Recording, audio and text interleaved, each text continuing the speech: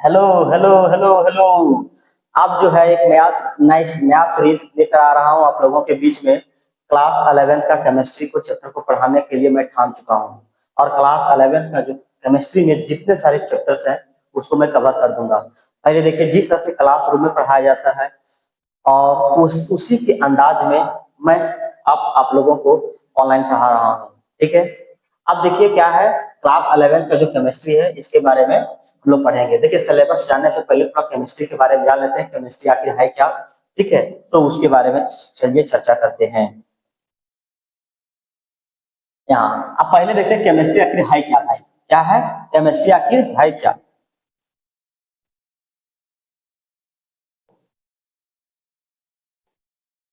देखिए, केमिस्ट्री के बारे में पहले पढ़ेंगे कि what is chemistry. The chemistry the branch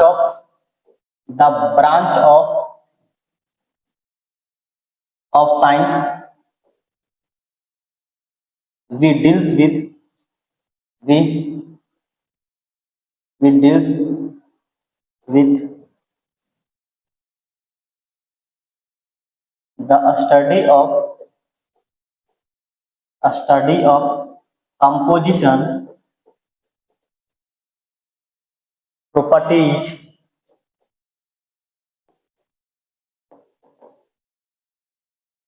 and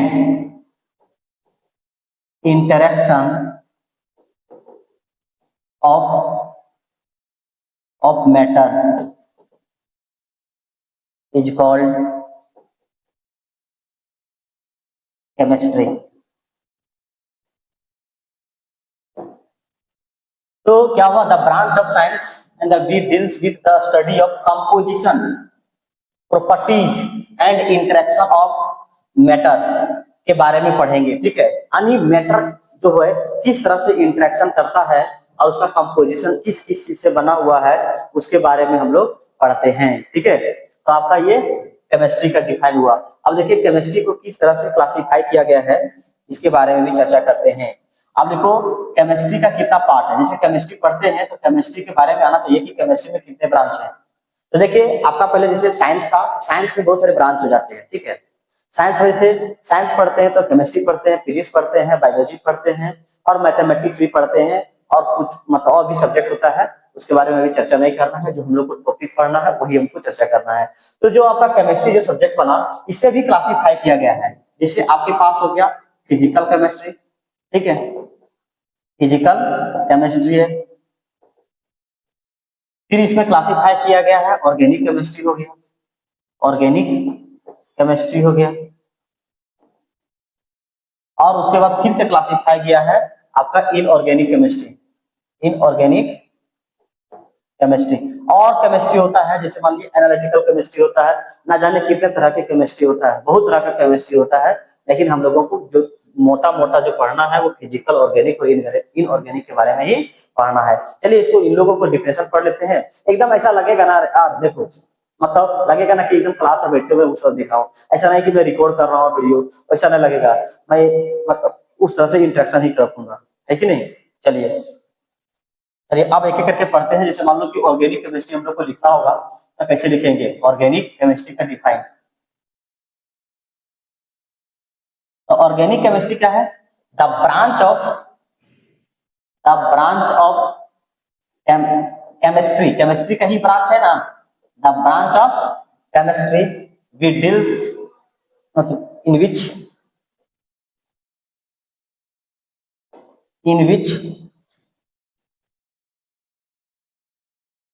we study about we study of element, study of compound लिखिए यार, एलिमेंट्स नहीं पढ़ते हैं। ठीक है, study of compound of carbon compounds only, only लिखिए। ठीक है, क्योंकि ओनली लिखिए अच्छा रहेगा, है ना। तो only carbon and hydrogen and carbon and it's derivative मतलब देखिए आपका क्या है, ऑर्गेनिक केमिस्ट्री आपका जो है वो भैया केवल क्या पढ़ते हैं, आपका कार्बन और हाइड्रोजन के एलिमेंट्स के बारे में पढ़ते हैं, और कार्बन और उसके डेरिवेटिव के एलिमेंट्स के बारे में पढ़ाई करते हैं भैया। कौन से ब्रांच में? Organic chemistry. ऑर्गेनिक केमिस्ट्री बहुत बड़ा है यार, इसका नाम यदि लिखना चाहोगे तो बहुत तरह तरह के नाम लिख सकते हैं, ना जाने कितने तरह से आपका कॉपी खत्म हो जाएगा, लेकिन ऑर्गेनिक केमिस्ट्री कभी जिंदगी में खत्म नहीं होगा यार। ठीक है, इस एग्जाम्पल में क्या पढ़ते हैं, CH4 इसको बोलते हैं मीथेन। अच्छा, C6H6 इस तरह से होता है, उसको बोलते हैं बेंजीन यार। ठीक है, इस तरह से ना जाने कितने तरह के ऑर्गेनिक मतलब कंपाउंड्स है, ये अभी अब चैप्टर पढ़ेंगे धीरे धीरे। जैसे अभी तो ये क्या है, अभी तो बता रहा हूँ, अभी चैप्टर बताऊंगा सिलेबस। ठीक है, तो सिलेबस से पहले हमने ऑर्गेनिक केमिस्ट्री और ये सब के बारे में डिफाइन कर रहा हूँ। ठीक है, तभी ऑर्गेनिक केमिस्ट्री हो गया। अब आइए देखते हैं आपके, ये हो गया ऑर्गेनिक केमिस्ट्री। मतलब भैया अब देखिए inorganic chemistry, in organic chemistry देखो, the branch of chemistry that deals with, not in which लिखिए, ठीक है, the branch of chemistry in which we study of compound of an element in the periodic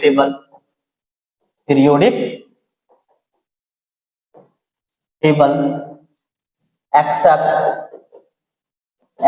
carbon and hydrogen, except carbon and hydrogen element। ठीक है, तो भैया और inorganic chemistry में देखिए मोटा तौर पर जितने सारे पीरियोडिक टेबल में जितने सारे एलिमेंट है उसके बारे में सब के बारे में पढ़ते हैं, लेकिन जो है कार्बन और हाइड्रोजन को इतना नहीं पढ़ते हैं, थोड़ा बहुत पढ़ते हैं, तो मेटल के साथ पढ़ते हैं। ठीक है, इसके बारे में तो इनऑर्गेनिक केमिस्ट्री कहलाता है। जैसे एग्जांपल आपके जैसे NH3, जैसे देखिए ये किसी के साथ मिक्स रहेगा, उसमें क्या होता था, कार्बन और हाइड्रोजन रहता ही रहता था। ठीक है, तो इस तरह से हो गया। जैसे एग्जांपल्स और लेते हैं, जैसे NaCl कुछ करके पढ़ेंगे। ठीक है, बहुत न जाने कितने तरह के इसमें भी कंपाउंड्स है, आदि मुझे उतना भी पता नहीं है, इतना कंपाउंड्स है यार, बहुत बहुत वास्ट है। जिस तरह से इनऑर्गेनिक, जिस तरह से ऑर्गेनिक है, इस तरह से इनऑर्गेनिक है, उसी तरह से फिजिकल भी है। मतलब बहुत क्या है, बहुत पढ़ना है यार। देखो अब आते हैं फिजिकल केमिस्ट्री। क्या है फिजिकल केमिस्ट्री के बारे में चर्चा करते हैं, उसके बाद सिलेबस हम लोग पढ़ेंगे। ठीक है, फिजिकल केमिस्ट्री लिखेंगे the branch of chemistry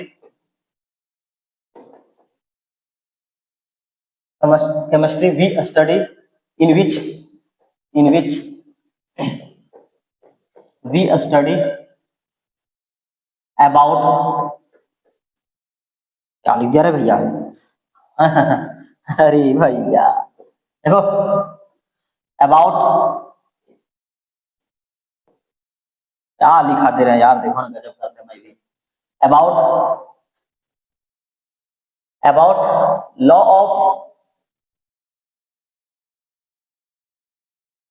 of principal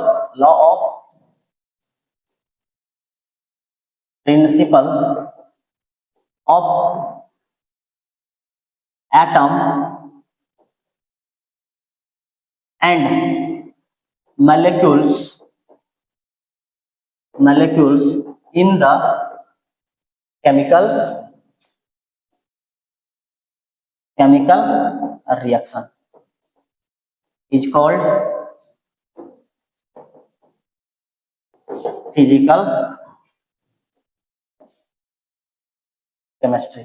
अरे भैया जैसे मान लो कि कोई एटम्स कोई रिएक्शन कराया, दोनों आपस में टकराया करके रिएक्शंस बनाया, तो उसमें से कैसे बना, किस प्रकार बना, वो फिजिक्स का नियम यूज करते हैं। तो इसीलिए हम लोग क्या बोलते हैं, इसको फिजिकल केमिस्ट्री बोलते हैं। यानी law of principle of atoms, मतलब किस प्रिंसिपल के आधार पर दोनों आपस में इंटरेक्ट किया इन केमिकल रिएक्शन पे, तो उसको मैंने फिजिकल केमिस्ट्री कहता हूँ। क्या कहता हूँ, इसको फिजिकल केमिस्ट्री कहता हूँ।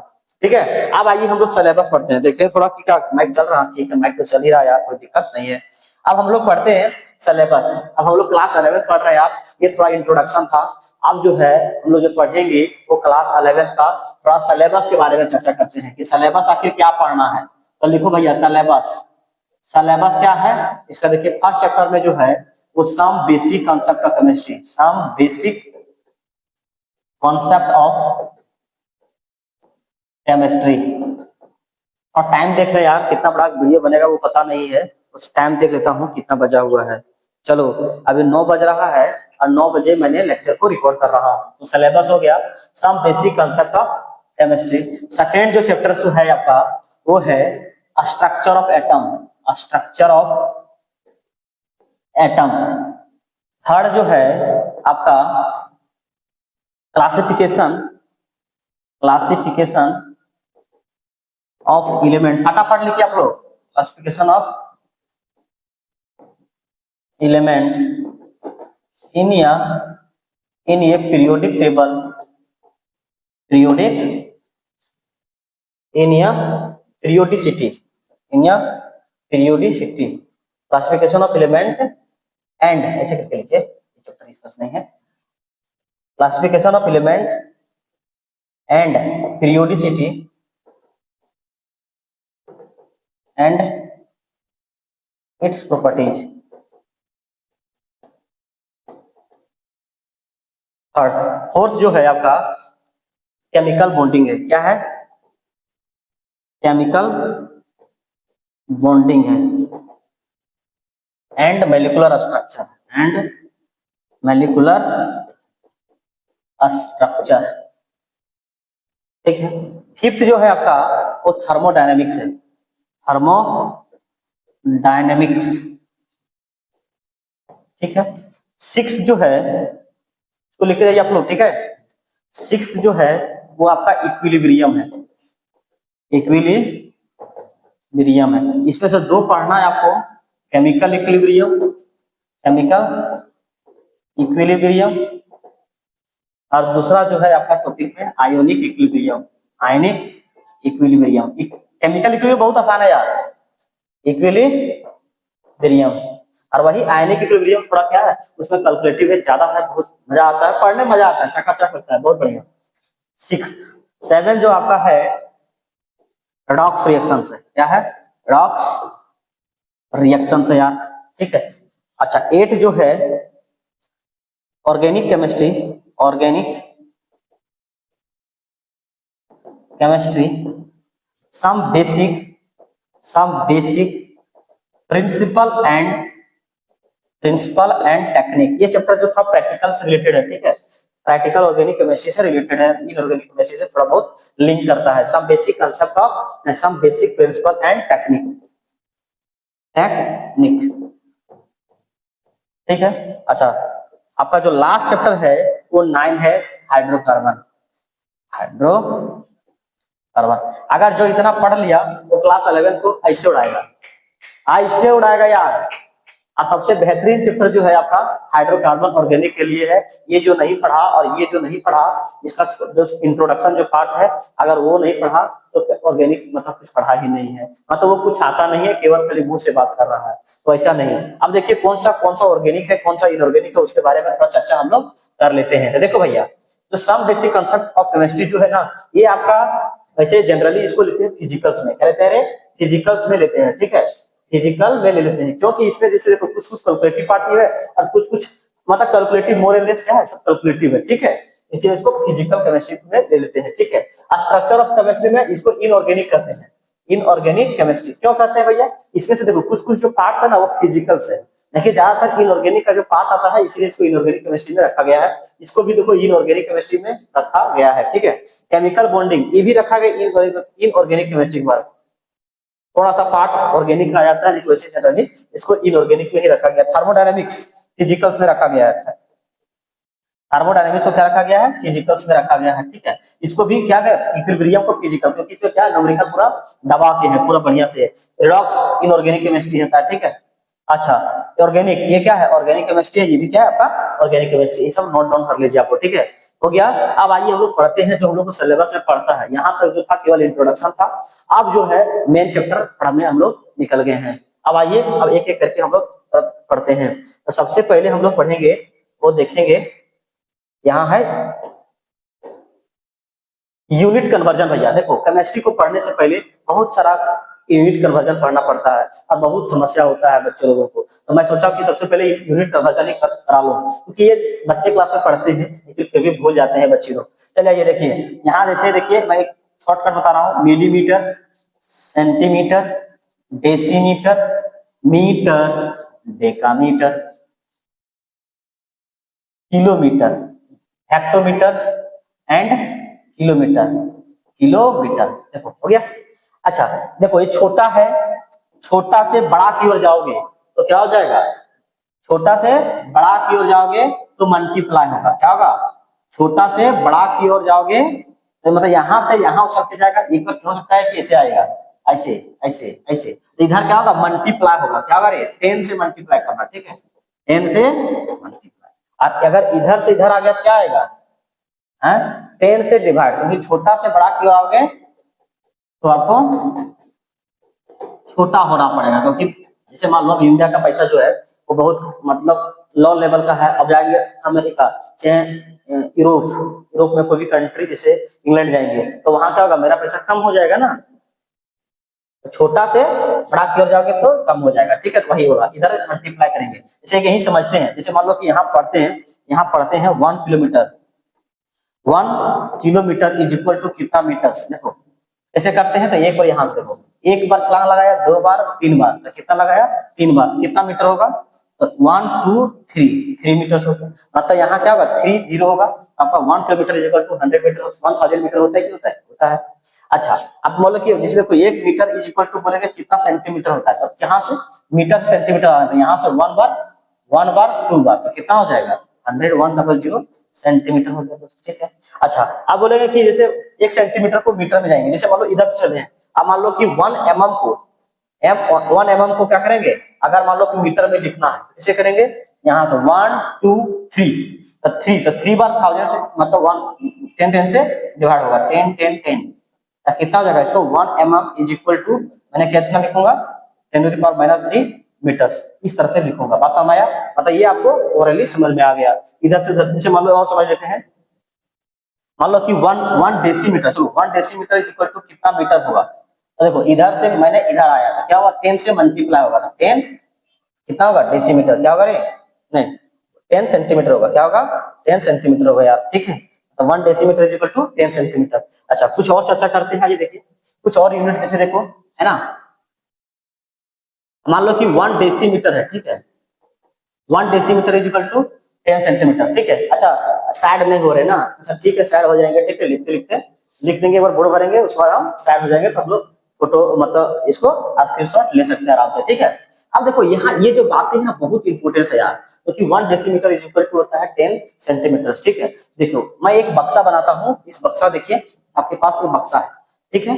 इस बक्सा में मान लो सपोज दैट ये 10 सेंटीमीटर का लंबा बक्सा है और 10 सेंटीमीटर का ऊंचा बक्सा और 10 सेंटीमीटर का चौड़ा बक्सा, यानी इसको बोल सकते हैं 1 डेसीमीटर। 10 सेंटीमीटर को क्या बोल सकते हैं, 1 डेसीमीटर। यहाँ से मैं बक्सा से पानी निकाल के पीऊं, ऐसे करके पी जाऊं, तो कितना पानी पीऊंगा, 1 लीटर पानी पीऊंगा, कितना पानी पीऊंगा, 1 लीटर पानी पी जाऊंगा, ओके। 1 लीटर पानी पिएंगे, कितना पिएंगे, 1 लीटर पानी, मतलब यहाँ से जो निकलेगा, मतलब यहाँ हो गया 1 डेसीमीटर क्यूब, क्योंकि वॉल्यूम निकालेंगे तो क्या होगा, 10 सेंटीमीटर इंटू 10 सेंटीमीटर 10 सेंटीमीटर, तो ये वॉल्यूम निकलेगा इस क्यूब का, है कि नहीं। तो इसको इसीलिए मैंने क्या 1 सेंटीमीटर, इसको लिख सकते हैं कितना, 10 सेंटीमीटर मल्टीप्लाई बाय 10 सेंटीमीटर और मल्टीप्लाई बाय 10 सेंटीमीटर। वॉल्यूम निकालते क्या होता है, length into breadth into height, यानी यहाँ एक क्यूब लिखेंगे, ठीक है, जैसे क्यूबाइड का वो फार्मूला हुआ, ठीक है, 1 इतना, उसके बाद यहाँ कितना हो गया, 3 बार 0, 1 2 3 और यहाँ सेंटीमीटर, मतलब 1000, मतलब 1 decimetre cube is equal to 1 decimetre cube is equal to 1000 centimetre cube, यानी समझ में आया कि 1000 centimetre cube is equal to 1 litre पानी होता है, 1 लीटर पानी होता है, और उसी को लिखो 1 डेसीमीटर क्यूब बोलते हैं। मतलब ये इंपॉर्टेंस है आपका डाटा, ये देख रहे हैं, ये बहुत पूछा जाता है। अच्छा मान लेते हैं जैसे 1 मीटर क्यूब मतलब 1 मीटर लंबा और 1 मीटर चौड़ा और 1 मीटर ऊंचा एक बक्सा बना है, उस बक्सा में कितना पानी लेगा, 1000 लीटर लेगा, कितना लेगा रे, 1000 लीटर। इस यूनिट को भी देख लेंगे, ठीक है। और कुछ यूनिट्स है देखें आपके, जैसे अच्छा, इसको ना लीटर वगैरह में भी नहीं देखा, मिलीलीटर सेंटीलीटर उसी तरह से कन्वर्ट करते हैं जिस तरह से मीटर हम कन्वर्ट कर रहे हैं, ठीक है, उसी तरह से आपको पढ़ना होगा। आइए, अच्छा, और देखिए दोस्त, आप मान लीजिए कि कुछ और है, जैसे मान लो कि इसको 1 एंगस्ट्रॉम इज इक्वल टू कितना होता है, 10 to the power minus 10 metre होता है, इसे खुद भी ध्यान रखेंगे, ठीक है। 1 एंगस्ट्रॉम, एमस्ट्रॉम क्या बोलते हैं, एमस्ट्रॉम, AMSTROM, एमस्ट्रॉम, ठीक है। अच्छा, 1 पिकोमीटर इज इक्वल टू क्या होता है, 10 to the power minus 12 metre, इसको भी ध्यान रखेंगे, ठीक है दोस्तों। और देखिए कुछ और देख लेते हैं, ठीक है, देखिए नोट कर लीजिए, आप लोग नोट कीजिए, अरे भैया नोट करो, चलो आओ नेक्स्ट। अब देखो और कुछ है, जैसे मान लो कि 1 मिलीमीटर नहीं, और कुछ है माइक्रोमीटर, कुछ माइक्रो मिली है ना, 1 micrometre, micrometre, micrometre is equal to 10 to the power minus 6 होगा, ठीक है। और 1 nanometre, nanometre is equal to 10 to the power minus 9 metre होगा, ठीक है।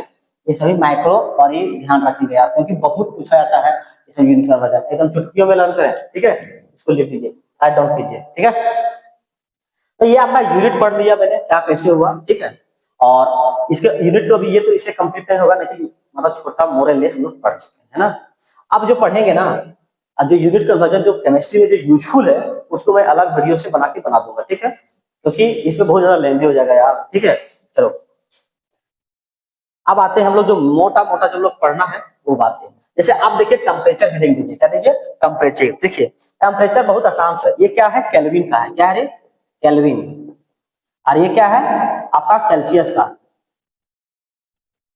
और ये क्या है, फारेनहाइट का, रेन हाइट, ये क्या है, फारेनहाइट का, ठीक है। तो ये आपका 3 स्केल है, केल्विन, सेल्सियस और फारेनहाइट, दोनों स्केल, तीनों स्केल एक जैसा ही काम करता है, जो काम करना चाहिए। जैसे एक हम है और कोई मेरा कोई दोस्त है, या फिर कोई कोई और टीचर है, ठीक है, तो सबका एक काम ही एक ही है कि मतलब ये क्या है, एक ह्यूमन बीइंग है ना। तो इसको कैसे पढ़ेंगे यार, तो यहाँ देखिए मैंने यहाँ कुछ पढ़ूंगा, तो यहाँ मैं कुछ फार्मूला रखा हूँ, लिख के रखा हूँ। A scale symbol minus freezing point of water, freezing point of water and मतलब boiling point of water and freezing point of water है, ठीक है। तो देखो हम लोग बचपन में कुछ कुछ फार्मूला पढ़ते थे, जैसे पढ़ते थे भैया रिलेशन बिटवीन, जैसे मान लो ये कि केल्विन और सेल्सियस में रिलेशन कैसे निकालते थे, तो हम लोगों को ओरली पढ़ा दिया जाता था। अब कैसे है, तो केवल आपको ये दिमाग में रखना पड़ेगा इस फार्मूला को, ठीक है। और देखिए मान लो कि रिलेशन निकालना होगा, relation, relation between Celsius and kelvin. अगर केल्विन और सेल्सियस को आपको रिलेशन निकालना है तो क्या करेंगे, यहाँ देखो सिंबल, स्केल सिंबल, हमको किसमें, केल्विन और सेल्सियस, तो चलो सेल्सियस को पहले रखते हैं, सेल्सियस, या फिर तुम केल्विन को रख लो यार, तुमको तुम मना किया, तो सी माइनस, ठीक है, मतलब सिंबल लिखना है। Freezing point of water in Celsius में, तो फ्रीजिंग पॉइंट में कितना है, 0 डिग्री सेल्सियस, यहाँ 0 लिखेंगे, ठीक है। By boiling point of water, तो बॉइलिंग पॉइंट ऑफ वाटर का कितना है, देखो यहाँ बॉइलिंग पॉइंट ऑफ वाटर लिखा मैंने, यहाँ क्या लिखा हुआ है, फ्रीजिंग पॉइंट ऑफ वाटर, मतलब ये जो पॉइंट वो दर्शा रहा है, ये जो पॉइंट दिखा रहा है वो क्या है, फ्रीजिंग पॉइंट को दिखा रहा है। तो यहाँ बॉइलिंग पॉइंट ऑफ वाटर कितना है, 100, मतलब सेल्सियस में लिखा है तो यहाँ सेल्सियस में ही लिखना पड़ेगा। अच्छा, फिर क्या होता है, फ्रीजिंग पॉइंट ऑफ वाटर यानी 0, फ्रीजिंग पॉइंट ऑफ वाटर कितना है, सेल्सियस में 0 है, ठीक है, इसको इक्वल टू करना है, फिर से उसी तरह से काम करना है, केल्विन में लिखना है, kelvin minus freezing point of water, kelvin में कितना बोलते हैं, 273 केल्विन बोलते हैं, ठीक है। अच्छा 273.15 एग्जैक्ट है, लेकिन हम लोग 273 लिख के चलते हैं, ठीक है, कोई दिक्कत नहीं है यार, आगे लिखना है तो लिख लो, लिख लिया तो भाई, यहाँ देखो उसके बाद क्या ना, बॉइलिंग पॉइंट ऑफ वाटर, तो बताओ boiling point of water kelvin में कितना है, 373.15 लिखना पड़ेगा, 373.15 लिखना पड़ेगा, माइनस 273.15 लिखना पड़ेगा, सब्ट्रैक्ट करो, यानी सी बाई क्या होगा, सी बाई क्या होगा 100, ठीक है, सी बाई 100 इज इक्वल टू के माइनस इतना था, के माइनस 273.15, और यहाँ से डिवाइड करेंगे कितना आएगा, 100 आएगा, इसको तुम सब्ट्रैक्ट करोगे कितना आएगा, 100 आएगा, ठीक है। तो 100 लिख दिया मैंने, दोनों को 100 उड़ा दिया, तो कितना होगा, के सी इज इक्वल टू के माइनस 273.15 हो गया दोस्तों, हो गया। अब आइए इसको इधर ले चलता हूँ, इसको उधर ले चलता हूँ, ठीक है, नहीं केवल इसको इधर ले आता हूँ, के इज इक्वल टू बन जाएगा आपका कितना, 273.15 प्लस सी, मतलब ये आपका फार्मूला बन गया, ठीक है। इस पे क्वेश्चन अगर मान लो देखो, अगर बोलेगा ना जैसे यहाँ केल्विन निकालना पड़ेगा, अधिक आपको डिग्री सेल्सियस दे दिया है, तो यहाँ वैल्यू पुट कर दो तो केल्विन निकल जाएगा, मतलब समझ में आया। ये इसमें देख केल्विन पूछा है तो केल्विन को यहाँ केल्विन पूछा है तो डिग्री से, यहाँ देखो मैं क्या बोल रहा हूँ पता नहीं, यहाँ बोल रहा हूँ अधिक के दिया है, ठीक है, तो के का वैल्यू डाल दो, सी का निकाल दो, अगर सी दिया है तो के निकाल दो, ठीक है, आसान है भाई, है ना। चलो ये तो रिलेशन देखो, यही फार्मूला तुम लोग बचपन में पढ़ता था, बार बार सर लिखा के चले जाते थे, या मैम पढ़ाती थी तो मैम अरे मैम से तुम लोग बढ़िया पढ़ता है यार, सर से नहीं पढ़ता है तुम लोग, ठीक है। देखो ठीक है, आओ अब जो हम लोग पढ़ेंगे, अब इसको देखिए, अब इसको क्या करते हैं, अब दूसरा लेसन पढ़ते हैं, अभी तो केल्विन और सेल्सियस पढ़े, अब सेल्सियस और फारेनहाइट वाला रिलेशन को देख लेता है। चलो relation between relation between relation between between Celsius and Fahrenheit, ठीक है, लिख लीजिएगा आप लोग ठीक से। हाँ अब देखो, अच्छा आप लोग वो किए थे कि नहीं किए थे पता नहीं, है ना, आप लोग लिखे थे, लिख लिए थे, ठीक है, लिख लीजिए होंगे, क्योंकि देखो साथ साथ लिखते रहिए, ठीक है, मैं कभी हट नहीं पा रहा हूँ। देखो भैया क्या था, सिंबल स्केल, तो सिंबल स्केल मतलब सी माइनस जीरो, मतलब freezing point of the water, हम वाटर के लेके रेस्पेक्ट में कर रहे हैं बात, ठीक है, आप किसी को भी लेके आप कर सकते हैं, ठीक है, कोई दिक्कत नहीं होगा आपको। सी माइनस जीरो, इसका क्या था, boiling point of water in Celsius, तो कितना होता है 100, ठीक है, minus freezing point of the water कितना होता है, जीरो होता है सेल्सियस में, ठीक है। अब हमको लाना है फारेनहाइट में, तो फारेनहाइट का फारेनहाइट माइनस इसका कितना था, स्केल में था, स्केल देखो स्केल अब जो लिखे हो उसमें देखो यार, उसमें कितना है आपका फ्रीजिंग पॉइंट, कितना है 32 डिग्री फारेनहाइट है, ठीक है। अच्छा इसका कितना है बॉइलिंग पॉइंट मैंने कितना लिखा है, देखो आप लोग यहाँ 212 माइनस, और कितना था इसका फ्रीजिंग पॉइंट कितना होता है, कितना होता है, ठीक है 32। अब क्या होगा C/100 is equal to F minus यानी 32 बाई 212 माइनस 32, कितना हो गया यार बताओ, तो 2 में से 2 गया तो 0, यानी 1, 11 में से 3 गया कितना बचेगा यार, है 8, ठीक है। और यहाँ क्या बचेगा, यहाँ बचा 2 1, यहाँ 1 ले लेंगे, 0 से 0 कटेगा, यहाँ से 5 से काटो, 5 नहीं 2 से काटो, यहाँ 5 बचेगा, यहाँ कितना बचेगा 9 बचेगा, यानी क्या बचेगा C/5 is equal to F minus 32/9। अरे भैया यही वाला फॉर्मूला है रे, है ना रे, यही वाला फॉर्मूला हम लोग को बताया गया था जब हम लोग बचपन में पढ़ रहे थे, तो वही है। इसमें एक क्वेश्चन करते हैं और हम लोग आगे बढ़ते हैं, क्योंकि इसमें क्वेश्चन हम लोग को करना नहीं है, केवल प्रूव कराना था, इस कारण से मैंने बता रहा हूँ, ठीक है। चलो आगे, समझ में आ गया ना दोस्तों, समझ आ गया ना, बहुत बढ़िया। चलो अब आइए क्वेश्चंस मेरे पास है, बोल रहा है देखो मैं लिख के रखा हूँ यार, क्योंकि बहुत ज्यादा टाइम लग जाता है, बहुत लंबा वीडियो हो जाता है, आप लोग को माथा पटक देते नीचे, इसीलिए नहीं पटकने के कारण से मैंने क्या किया पहले ही लिख डाला है, ठीक है। बोला कि at what temperatures and the will both the Celsius and Fahrenheit scales and the rate the same value, कब सेम वैल्यू आएगा, तो भैया आओ लिखेंगे लेट, लेट करेंगे Celsius and Fahrenheit, Fahrenheit are same तो सेम है, तो therefore C is equal to F is equal to X ले लिया। अब answer we know that we know that होगा, तो क्या होगा C माइनस C, क्या था C/5 is equal to F minus 32/9, ये फॉर्मूला होता है, जानते हैं। अब दोनों क्या है भैया सेम है, यानी क्या होगा X/5 is equal to X minus 32/9, ठीक है। इसको सॉल्व करो फटाफट, 9x यहाँ 9x इज इक्वल टू 5, इधर क्या होगा 5x माइनस इधर करो 5 2 10 1 हैंड, ठीक है, 5 3 15 और 1 60, 60 हो गया। और यहाँ देखो इधर इसको ले आओ, इधर इसको लाएगा तो कितना होगा 9x minus 5x is equal to 160, यानी कितना हो जाएगा यहाँ 4x is equal to minus 160, यानी x इज इक्वल टू क्या होगा 4 4 60 यानी माइनस 40 यहाँ 40 डिग्री सेल्सियस पे दोनों क्या होगा, 40 डिग्री सेल्सियस पे आपका क्या होगा फारेनहाइट और डिग्री सेल्सियस दोनों सेम हो जाएगा। यहाँ तक समझ में आ गया दोस्तों, अरे आ गया है, अरे आया कि नहीं आया, आया कि नहीं आया, चलो आगे बढ़ते हैं। अब कहाँ है देखते हैं, यहाँ हम लोग को पढ़ना था, ठीक है, ये हो गया कंप्लीट। चलो अब हम लोग को पढ़ना है यार, देखते हैं ये क्या है, ये है साइंटिफिक नोटेशंस। अब हम लोग को पढ़ना यार, देखो कुछ जो छोटा सा बात है उसको नहीं बताया गया, ठीक है, उसको आप बुक से ओरली पढ़ सकते हैं, ठीक है, तो कुछ पढ़ाई कीजिए आप लोग अपने से, ठीक है, वैसा नहीं है, वो बड़ी बात नहीं है, ठीक है, छोटी छोटी बात है। अब यहाँ देखो साइंटिफिक नोटेशंस, देखो इट कैन बी, देखो it can be represent in the form of देखो capital and 10 to the power 9, where इस तरह से रिप्रेजेंट करना है, it can be represent in the form of n capital N into 10 to the power small n, where जहां के आपके पास क्या होगा यार, वेयर n जो होगा कैपिटल N वो क्या होगा 1.00 से लेकर वैल्यू कहां होगा 9.9999 इस तरह से लिखना है, ठीक है, मतलब 1 से लेकर 9 तक ही होगा यहाँ जो लिखेंगे सो, ठीक है।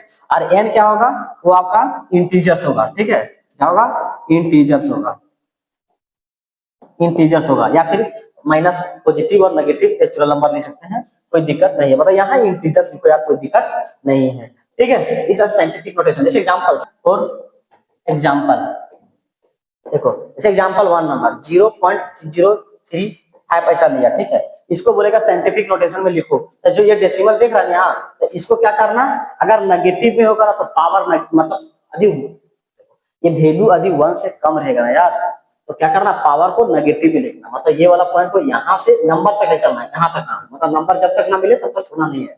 यहाँ लिखेंगे 3.5 इंटू 10 टू द पावर कितना 1 2, यानी कितना -2, ये माइनस कब लिखेंगे जब आपको जब 1 से छोटा होगा तब, ठीक है। इसे एग्जांपल और देखता हूँ, जैसे 2 मान लो कि जैसे 3500, ठीक है, यहाँ किया, अब इसको लिखना तो क्या करेंगे, यहाँ से यहाँ डेसिमल दे देना पॉइंट, यहाँ से 1 2 3 4, जब तक नंबर नहीं आएगा एक नंबर आना चाहिए, ठीक है, मतलब एक नंबर, मतलब यहाँ जो नंबर जो लिखेंगे ना वो यहाँ 1 से लेकर 10 तक में आना चाहिए, ठीक है, उससे बाहर नहीं जाना चाहिए, ठीक है। तो यहाँ कितना हुआ 3.5 1 2 3 4, यहाँ कितना हुआ 10 टू द पावर 4, क्योंकि ये 1 से ज्यादा है इसीलिए पॉजिटिव इसका पावर आ गया। चलो सर और दिखाइए एग्जांपल, चलो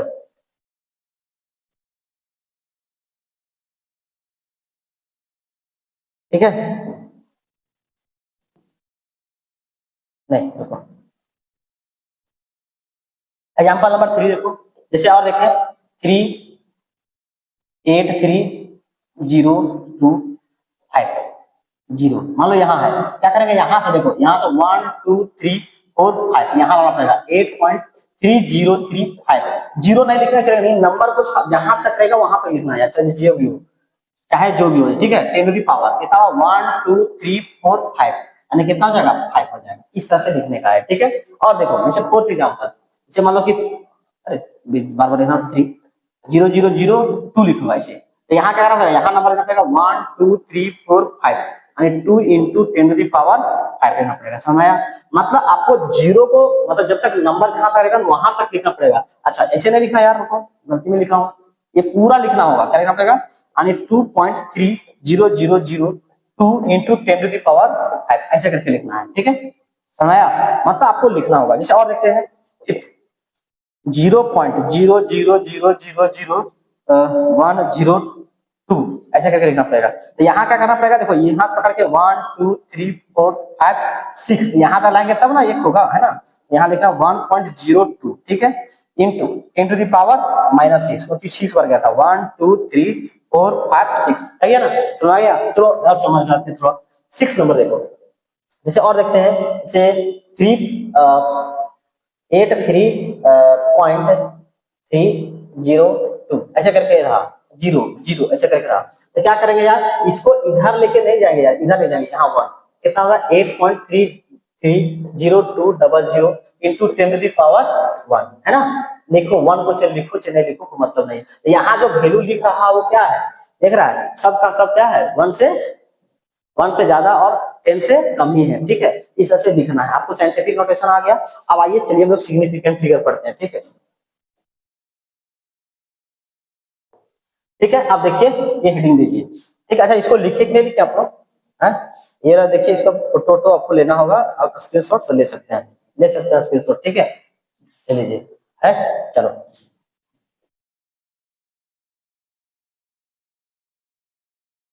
अब हम लोग को पढ़ना है सिग्निफिकेंट फिगर, क्या पढ़ना है, सिग्निफिकेंट फिगर, आइए सिग्निफिकेंट फिगर कैसे पढ़ेंगे आप, तो क्या होता है मीनिंगफुल, लिखेंगे मीनिंगफुल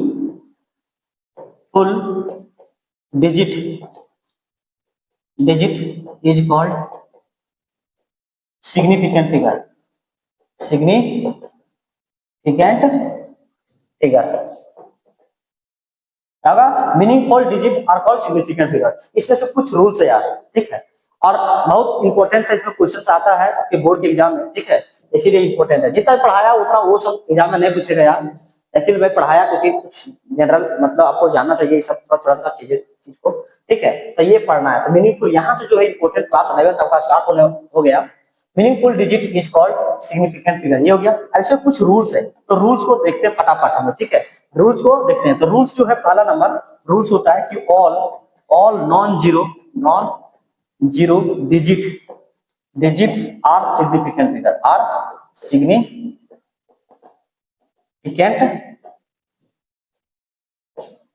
फिगर, ठीक है। जैसे एग्जांपल, जैसे देखो यहाँ देखो एग्जांपल 1 और 2 3 कितना सिग्निफिकेंट हुआ, 2 सिग्निफिकेंट फिगर, कितना है सिग्निफिकेंट फिगर हो गया। अच्छा मान लो 2 लिए, जैसे मान लो 2 एग्जांपल 1 0 0, ये नहीं लिखा हूँ, देखो ऑल नॉन जीरो, ठीक है। मैंने ऑल नॉन जीरो लिखा, तो यहाँ लिखूंगा 1 3 5 और 7, कितना हो गया 4 सिग्निफिकेंट फिगर, कितना मतलब जितना नंबर रहेगा उतना रहेगा, ठीक है।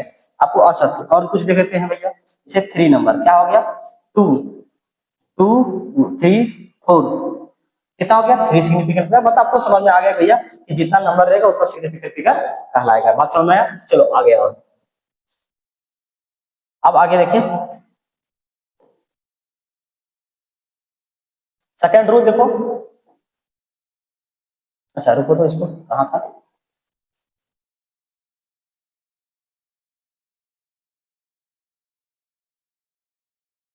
नहीं है, रुको। मतलब फर्स्ट में समझ में आया कि भैया ऑल नॉन जीरो, मतलब नॉन जीरो डिजिट होगा वो क्या होगा सिग्निफिकेंट फिगर होगा, लिखिए। चलो गुड। अब दूसरा नंबर देखिए, दूसरा नंबर क्या है कि zero zero between the non zero digit number, non zero zero digit number are significant, are significant. जैसे एग्जांपल, जैसे 202 कितना हो गया 4 सिग्निफिकेंट फिगर, कौन कितना 4 सिग्निफिकेंट फिगर। 2 जैसे 3 5 0 0 3 कितना 1 2 3 4 5, यानी कितना हो गया 5 सिग्निफिकेंट फिगर होगा। समझ में आया? वाह। 3 नंबर देखो 404, ठीक है, इसमें कितना होगा 3 सिग्निफिकेंट फिगर होगा। पता इस तरह से आप कंप्लीट कर सकते हैं। मतलब बात समझ में आ गया होगा। चलो नेक्स्ट 2, अब आइए 3 नंबर, लिखते जाइए, ठीक है, लिखते जाइए आप लोग, ठीक है। अगर कहीं नहीं लिखे होंगे तो लिख लीजिए, लिखिए उठा लीजिए। चलो आगे 3 नंबर बताता हूँ। रूल नंबर 3 क्या बोलता है, एंडिंग जीरो लिखेंगे, ending zero zero are significant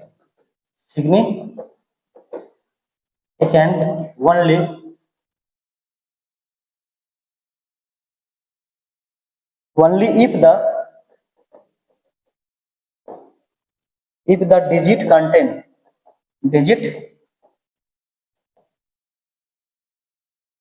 a decimal point, अगर डेसिमल पॉइंट होगा तो होगा, ठीक है।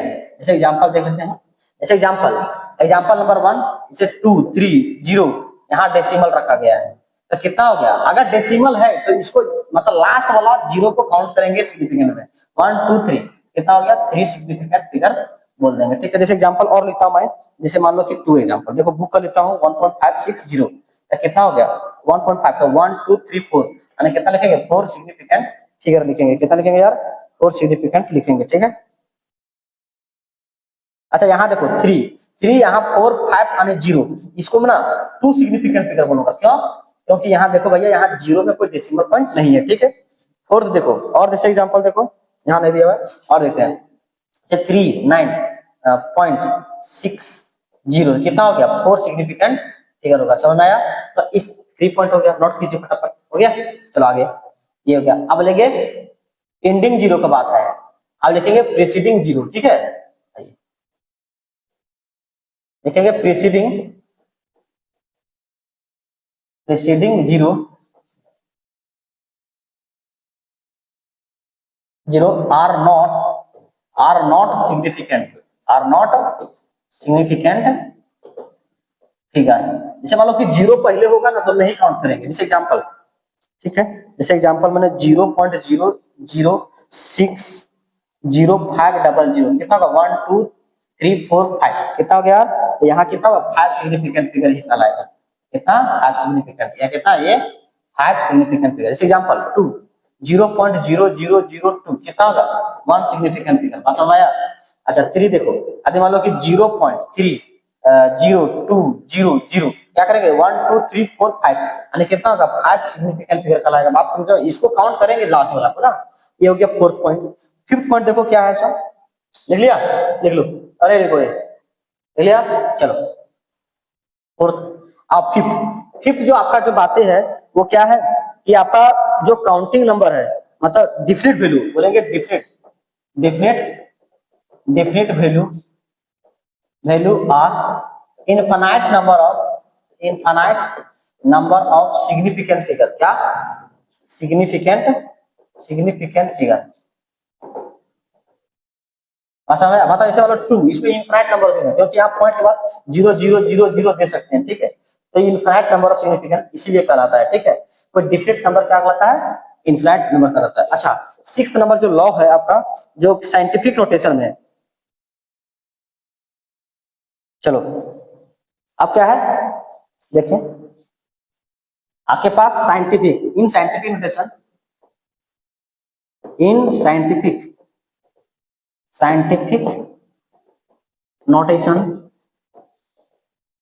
साइंटिफिक नोटेशन में all digits are significant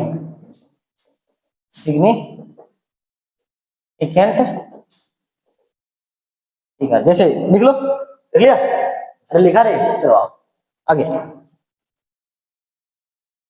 example number 1 यानी 3.20 इंटू 10⁻³ तो कितना हुआ? यहाँ नंबर वाला इसको ले लेना, यानी कितना हो गया? 3 सिग्निफिकेंट फिगर हो गया, ठीक है? चलो 2 लिखो। 5.52.3। अच्छा इस तरह से साइंटिफिक नोटेशन में लिखते नहीं है, है ना? तो इस तरह से लिख लेते हैं। क्या लिखते हैं? अच्छा 3.5 बार बार लिखा हूँ यार, पागल हो जाऊंगा क्या? चलो 5.780 इंटू 10⁻⁴ तो कितना होगा यार? ये कितना? 10 है। कितना है रे? 10। कितना हुआ? 1 2 3 4 कितना हो गया? 4 सिग्निफिकेंट होता है। हाँ समझ आया? तो मैंने बहुत सारा एग्जांपल लिखा हूँ, थोड़ा उसको क्वेश्चन करके आप दिखाइए तो, ठीक है? तो इसको नोट डाउन कीजिए, ठीक है? अच्छा उसे क्वेश्चन करने से पहले मतलब हम लोगों को कुछ पढ़ना है, ठीक है? जैसे significant figure in addition, subtraction और significant figure in division and multiplication, ये वाला पार्ट पढ़ना है। तो इसको चलो बहुत सारा क्वेश्चन हम लोग है वो कर लेते हैं, ठीक है? चलो अब लिखेंगे इन केस ऑफ, लिखो फटाफट, in case of addition and subtraction. तो बहुत सारा क्वेश्चन है मेरे पास, उसको करते हैं, ठीक है? जैसे मैं कुछ लेता हूं अपने, जैसे मान लो एग्जांपल एक अपने से लेता हूं, ठीक है? उसके बाद मैं बताता हूं। 2.35 हो गया और यहाँ मान लो कि करना है 5.48 ऐसे करके। चलो इसको करना भैया सिग्निफिकेंट फिगर में लिख के दिखाओ, ठीक है? ऐसा करके बोलेगा, इसको एडिशन को सिग्निफिकेंट होता है। 8 और 5 कितना हो गया? 13 वन हैंड। 4 और 3 कितना हो गया? 4 और 3 7, 7 और 1 8, ठीक है? पॉइंट। और 5 to 7 कितना हो गया? तो यहाँ देखो ये एडिशन कहता है, एडिशन और सब्ट्रैक्शन वाला ये कहता है कि जितना मैं अभी जो लिस्ट मतलब डेसिमल के बाद जो लिस्ट में जो होगा ना, लिस्ट सिग्निफिकेंट में तो उतना ही लिखना है, ठीक है? जैसे मान लो यहाँ इधर कितना हुआ? 2 2, इधर भी 2 लिखना है, तो यही आपका आंसर हो जाएगा, ठीक है? ये एक्चुअल सम है, एक्चुअल सम यही आपका रिपोर्टेड सम भी हो जाएगा, रिपोर्टेड सम भी हो जाएगा, ठीक है? जैसे मैं एग्जांपल आपके बुक वाला कुछ लेता हूँ, ठीक है? आइए कुछ आपका एग्जांपल मैं बुक वाला लेता हूँ, ठीक है? आप जैसे देखो एग्जांपल नंबर 1 ये 2 हो गया। 2 देखो लेता हूँ 6.611, ठीक है? और यहाँ देखो 5 पॉइंट, यहाँ 23234 और है 2.021, ठीक है? इसको जब ऐड करोगे तो कितना होगा? मैं लिख दे रहा हूँ डायरेक्ट क्योंकि टाइम नहीं करता हूँ पास, ठीक है? 668.1 और 3 हो गया, ठीक है? ये हो गया एक्चुअल सम। क्या हुआ रे? एक्चुअल सम। और रिपोर्टेड सम कितना करोगे यार? रिपोर्टेड सम ही रखना पड़ेगा, क्योंकि इधर देखो डेसिमल के बाद कितना है 3 है, तो इसको भी कितना करना पड़ेगा 13.866। ठीक है, अभी जैसे और क्वेश्चंस करता हूँ, जैसे एग्जांपल नंबर और करता हूँ, जैसे एग्जांपल नंबर 3 देखिए, फटाफट आप लोग लिख जाइए। जैसे 19.26 हो गया। दूसरा देखो, ऐसे इसको सब्ट्रैक्शन वाला कर लेता हूं, चलो सब्ट्रैक्शन वाला करता हूं। अगर दोनों सेम है कोई दिक्कत नहीं, केवल सब्ट्रैक्ट करना है आप लोग को। 0 2 कितना होगा 534। ठीक है, आइए इसको सब्ट्रैक्ट करने पर कितना आएगा आपके पास 8.23466 कितना है। देखो डेसिमल के बाद कितना एटलीस्ट 2 है, यहाँ कितना करना पड़ेगा 2, 8.2 और आपको करना पड़ेगा 3। ये एक्चुअल सम है, क्या है एक्चुअल सम, और ये क्या है रिपोर्टेड सम है, क्या है रिपोर्टेड सम। ठीक है, लिख लीजिए। ठीक है, और एग्जांपल मैं दे रहा हूं आपको, फिर से यहाँ लिख लिया हूं और पहले रखा हूं। ठीक है, अब देखिए इसको करना है, ये आपके पास एडिशन करना है, ये क्या करना है एडिशन करना है, ये क्या करना था सब्ट्रैक्शन कर रहा था। ठीक है, आइए तो इसको जब एडिशन करोगे तो 1 यहाँ 4 ऐसे करके, तो ये क्या हुआ एक्चुअल सम होगा। क्या होगा यार एक्चुअल सम होगा। जैसे ये किया तो मैंने इसको ऐड करके मैंने एक्चुअल सम लिख दिया। ठीक है, अच्छा ये जो लिखा है ये क्या हुआ रिपोर्टेड सम, क्या रे रिपोर्टेड सम। तो रिपोर्टेड सम देखो यहाँ जो है ना, जैसे देखो 2 है, यहाँ भी 2, यहाँ 3 है, यहाँ 2 है, तो इसमें एक अंडरलाइन कर देंगे। ठीक है, अब यहाँ देखो आगे देखें कि इसका 1 है, तो 1 है तो इसको बढ़ाएंगे नहीं, जस्ट का प्लस लिख देंगे। ठीक है, ये हुआ एक्चुअल रिपोर्टेड सम, ये क्या हुआ रिपोर्टेड सम हुआ। अच्छा यहाँ देखो, यहाँ भी ऐड किया तो 6 और यहाँ ऐसे ऐड किया। अब यहाँ क्या हुआ देखो, यहाँ तो एक ही में है ना, तो इसको देखा क्या था 6 था, 6 से इधर एक बढ़ा के लिखेंगे 8, मतलब इस तरह से हम लोग कंप्लीट करेंगे। अब देखो यहाँ भी क्या करेंगे सब्ट्रैक्ट किया। ठीक है, सब्ट्रैक्ट करेंगे तो रिजल्ट दिया है, ये क्या 7 है, तो यहाँ क्या हुआ यहाँ 8 था और यहाँ से एक लाइन खींच देंगे। ठीक है, यहाँ क्या किया था एक लाइन खींच दिया था। ठीक है, उसमें यहाँ 7 है, तो 7 है तो 7 को एक बढ़ा दिया तो 9 हो गया। ठीक है, तो ये एक्चुअल सम हो गया और ये क्या हुआ रिपोर्टेड सम हो गया। लिख लो रिपोर्टेड सम, समझ में आ गया आप लोग को। चलिए अब हम लोग जो पढ़ेंगे इन case of multiplication and division पढ़ेंगे। चलो देखता हूँ, चलो ये हो गया, इसको लिख लो फटाफट। चलो अब लिखेंगे इन case of multiplication and division. अब देखिए इसमें क्या होता है जानते हो, मतलब जितना आपका लिस्ट सिग्निफिकेंट फिगर मिलेगा ना उतना में ही लिखना। वहां क्या होता था डेसिमल के बाद जितना होता था उतना लिखे थे, लेकिन यहाँ क्या लिस्ट मतलब जितना होता था। जैसे एग्जांपल्स में बहुत सारा लेता हूँ, जैसे एक लेता हूँ कुछ 1.25 इंटू यहाँ 3 करेंगे तो इसको मल्टीप्लाई करते हैं कितना 3 करते हैं, 3.2 करते हैं, चलो 3.2 तो इसको मल्टीप्लाई करो तो 1.25 और यहाँ 3.2 इसको मल्टीप्लाई करते हैं। 5 2 जा 10 1 हैंड।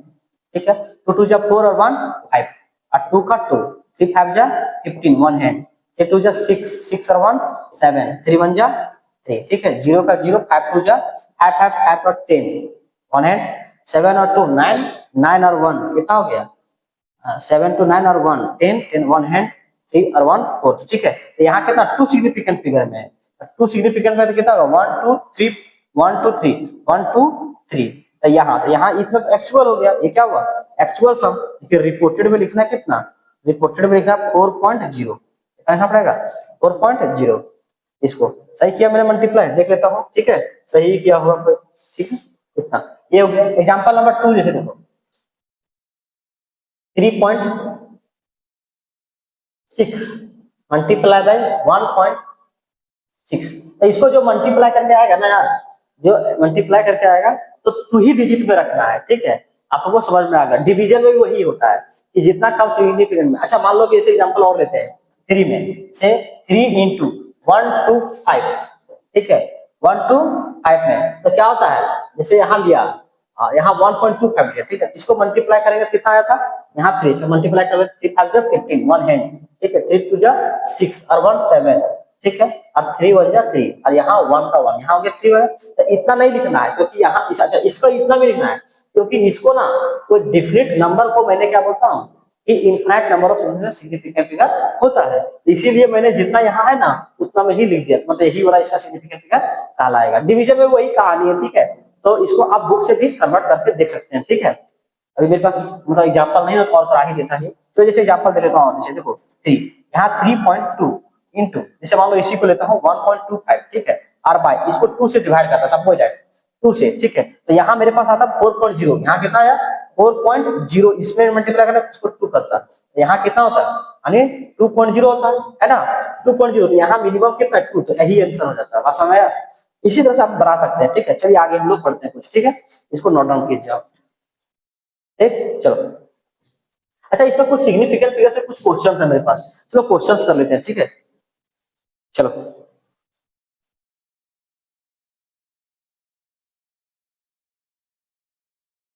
चलो बताओ तो फटाफट, देखो कैलकुलेट, मतलब कैलकुलेट है ना, calculate the significant figure, significant figure, चलो फटाफट लिखो और बनाओ।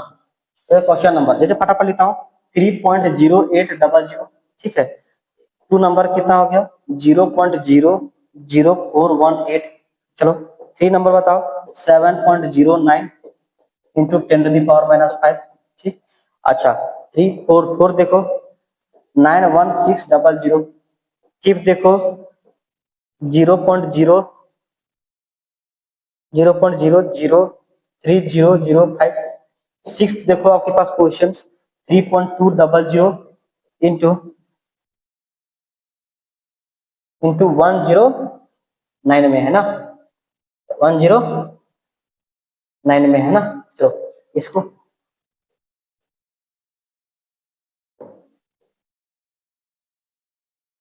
ठीक है। उसके बाद देखो 7 देखो 250 हो गया, 8 देखो 7500.0 मीटर, 9 देखो 10 मीटर, 10 देखो 0.28 मीटर। तो आइए चलो इसको आंसर देखते हैं, करते हैं।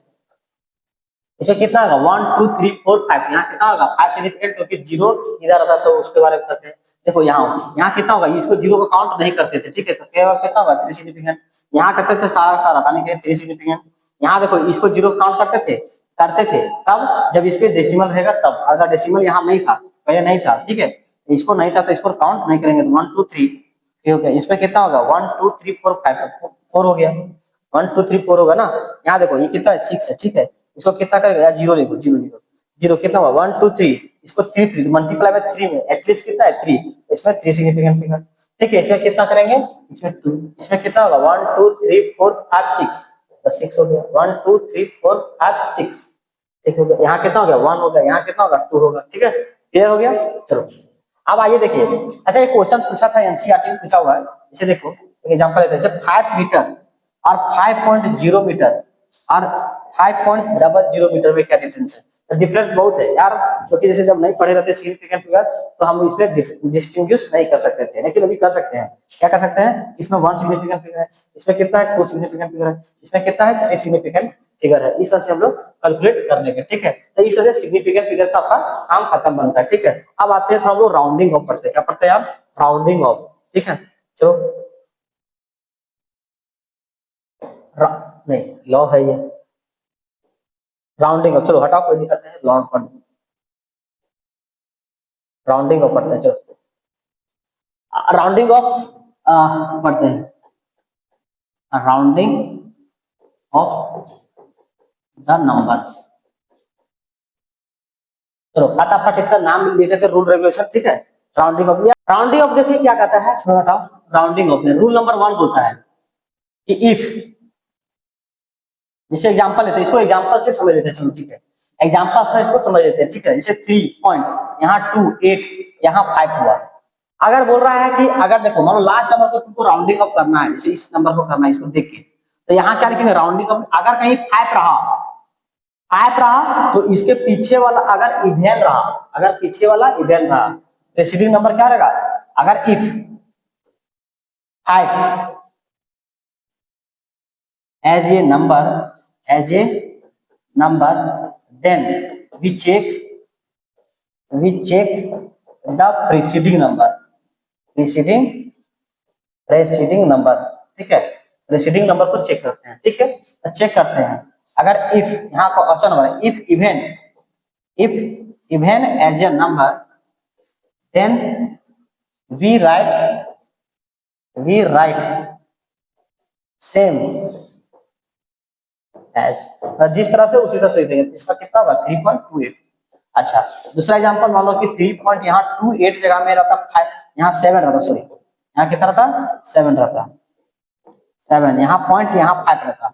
यहाँ क्या है, यहाँ सेकंड में कि इफ और as a number then we write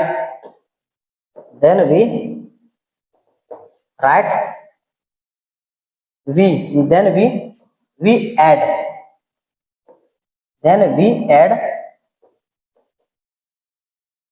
one in the odd number मतलब एक ऐड कर देना है, क्या कर देना, एक ऐड कर देना। कितना होगा यार 3.28 हो जाएगा, कितना हो जाएगा 8 हो जाएगा। मतलब यहाँ अगर इस नंबर को देखा, यहाँ पॉइंट डेसिमल नहीं है, ये पॉइंट देखा, देखो ठीक है, तो यहाँ क्या कर देंगे हम लोग, बढ़ा देंगे, ठीक है। ठीक, अब देखो क्या होता है एग्जाम्पल नंबर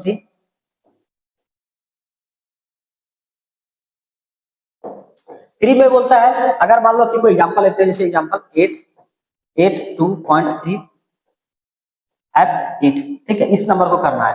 अगर इफ, इस पर नेक्स्ट रूल ले देना कि if greater than if the number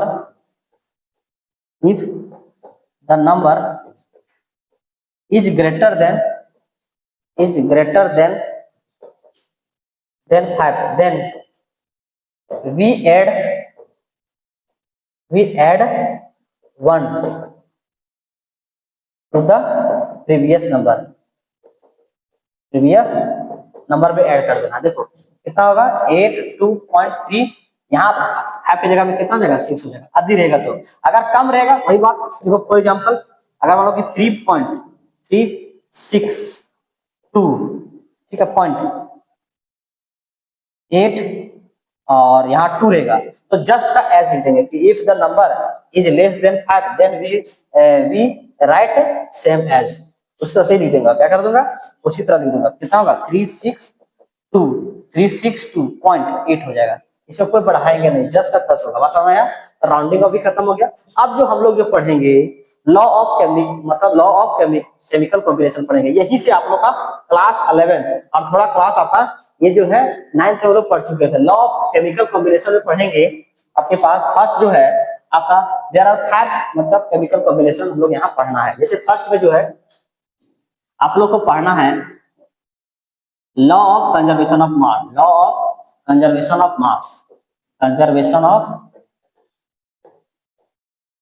mass, second जो पढ़ना है law of definite proportion,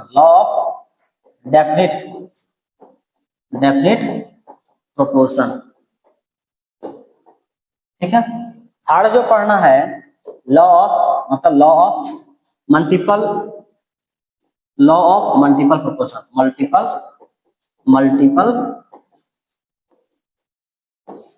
proportion, ठीक है। फोर्थ जो पढ़ना है आपके पास पढ़ना है गाय-लुजेक्स लॉ ऑफ गैसियस वॉल्यूम, ठीक है। फिफ्थ जो पढ़ना है आपको, वो पढ़ना है Avogadro law.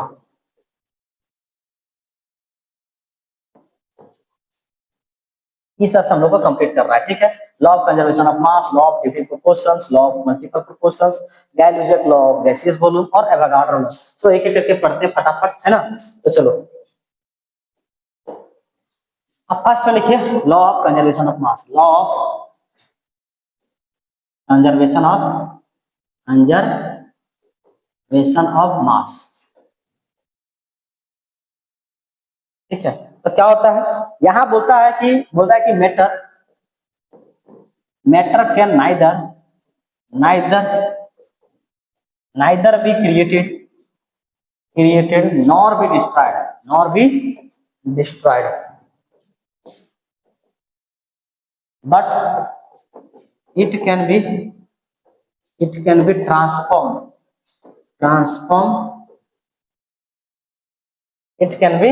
transformed from one matter transfer from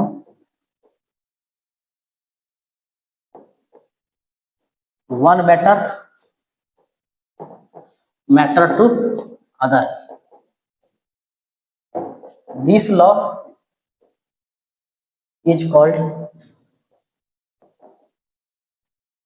इंडस्ट्रक्टिविटी।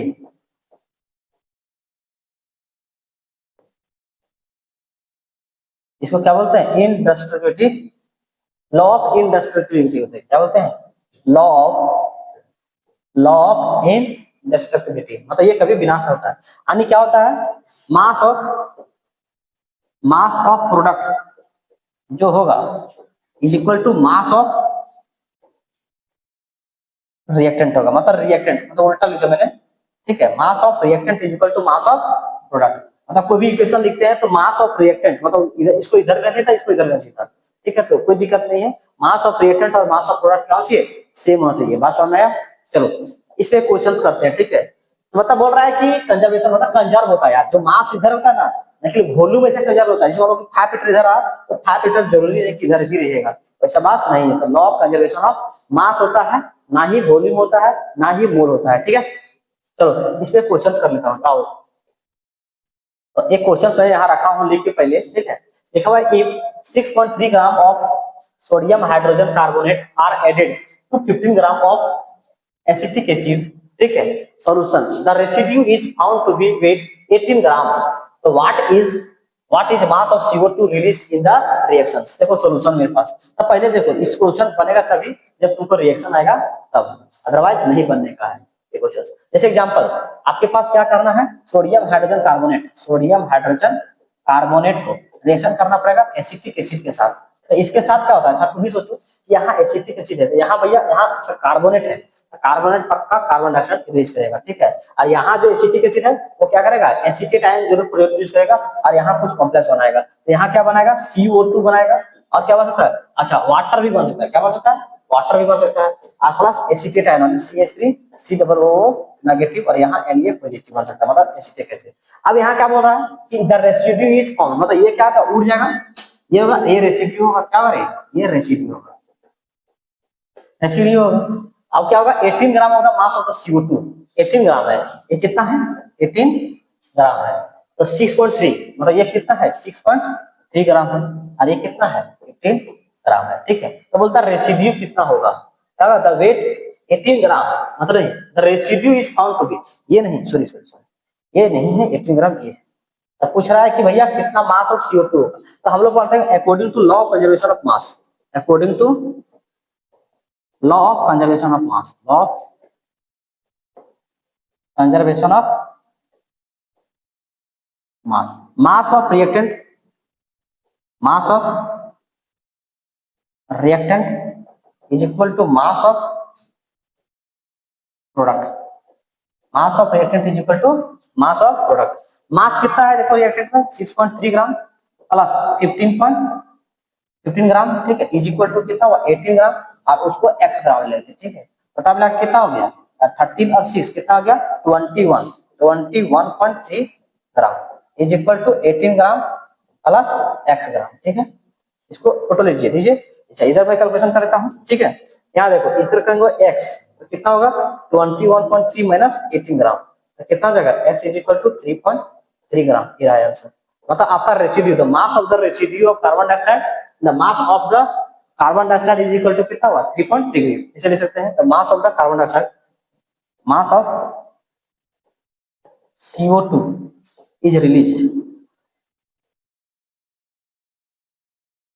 कितना होगा? 3.3 ग्राम, ठीक है। तो इस तरह से आप कैलकुलेट कर सकते हैं, ठीक है। और देखिए अब हम लोग पढ़ेंगे दूसरा लॉ, जिसका नाम है लॉ ऑफ डिफरेंट प्रोपोर्शंस। क्या लिखेंगे? लॉ ऑफ, ये दूसरा law, law of definite proportion,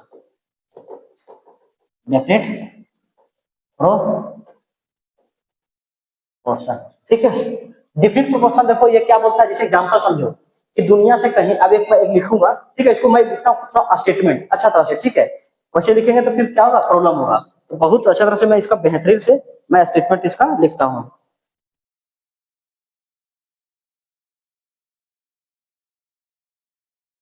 यहाँ क्या बोलता है, ये जो लॉ दिया था वो जोसेफ प्रोस्ट था। क्या दिया था? जोसेफ प्रोस्ट, प्रोस्ट, ठीक है।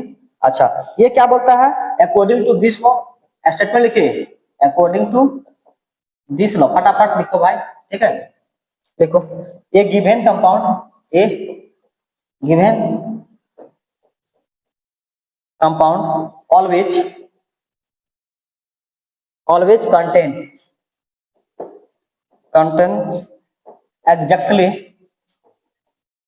exactly the same proportion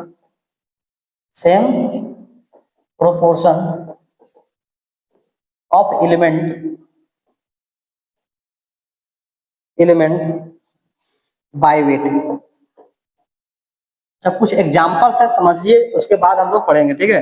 देखो, pure water obtained from whatever source, bracket में well,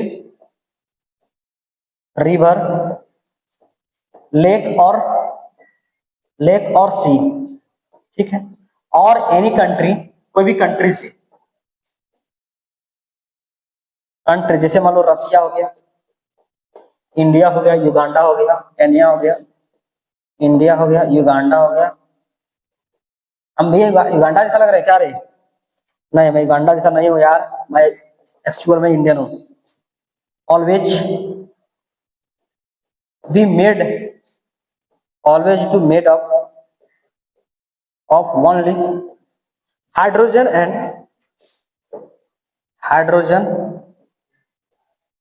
and oxygen element combined together in the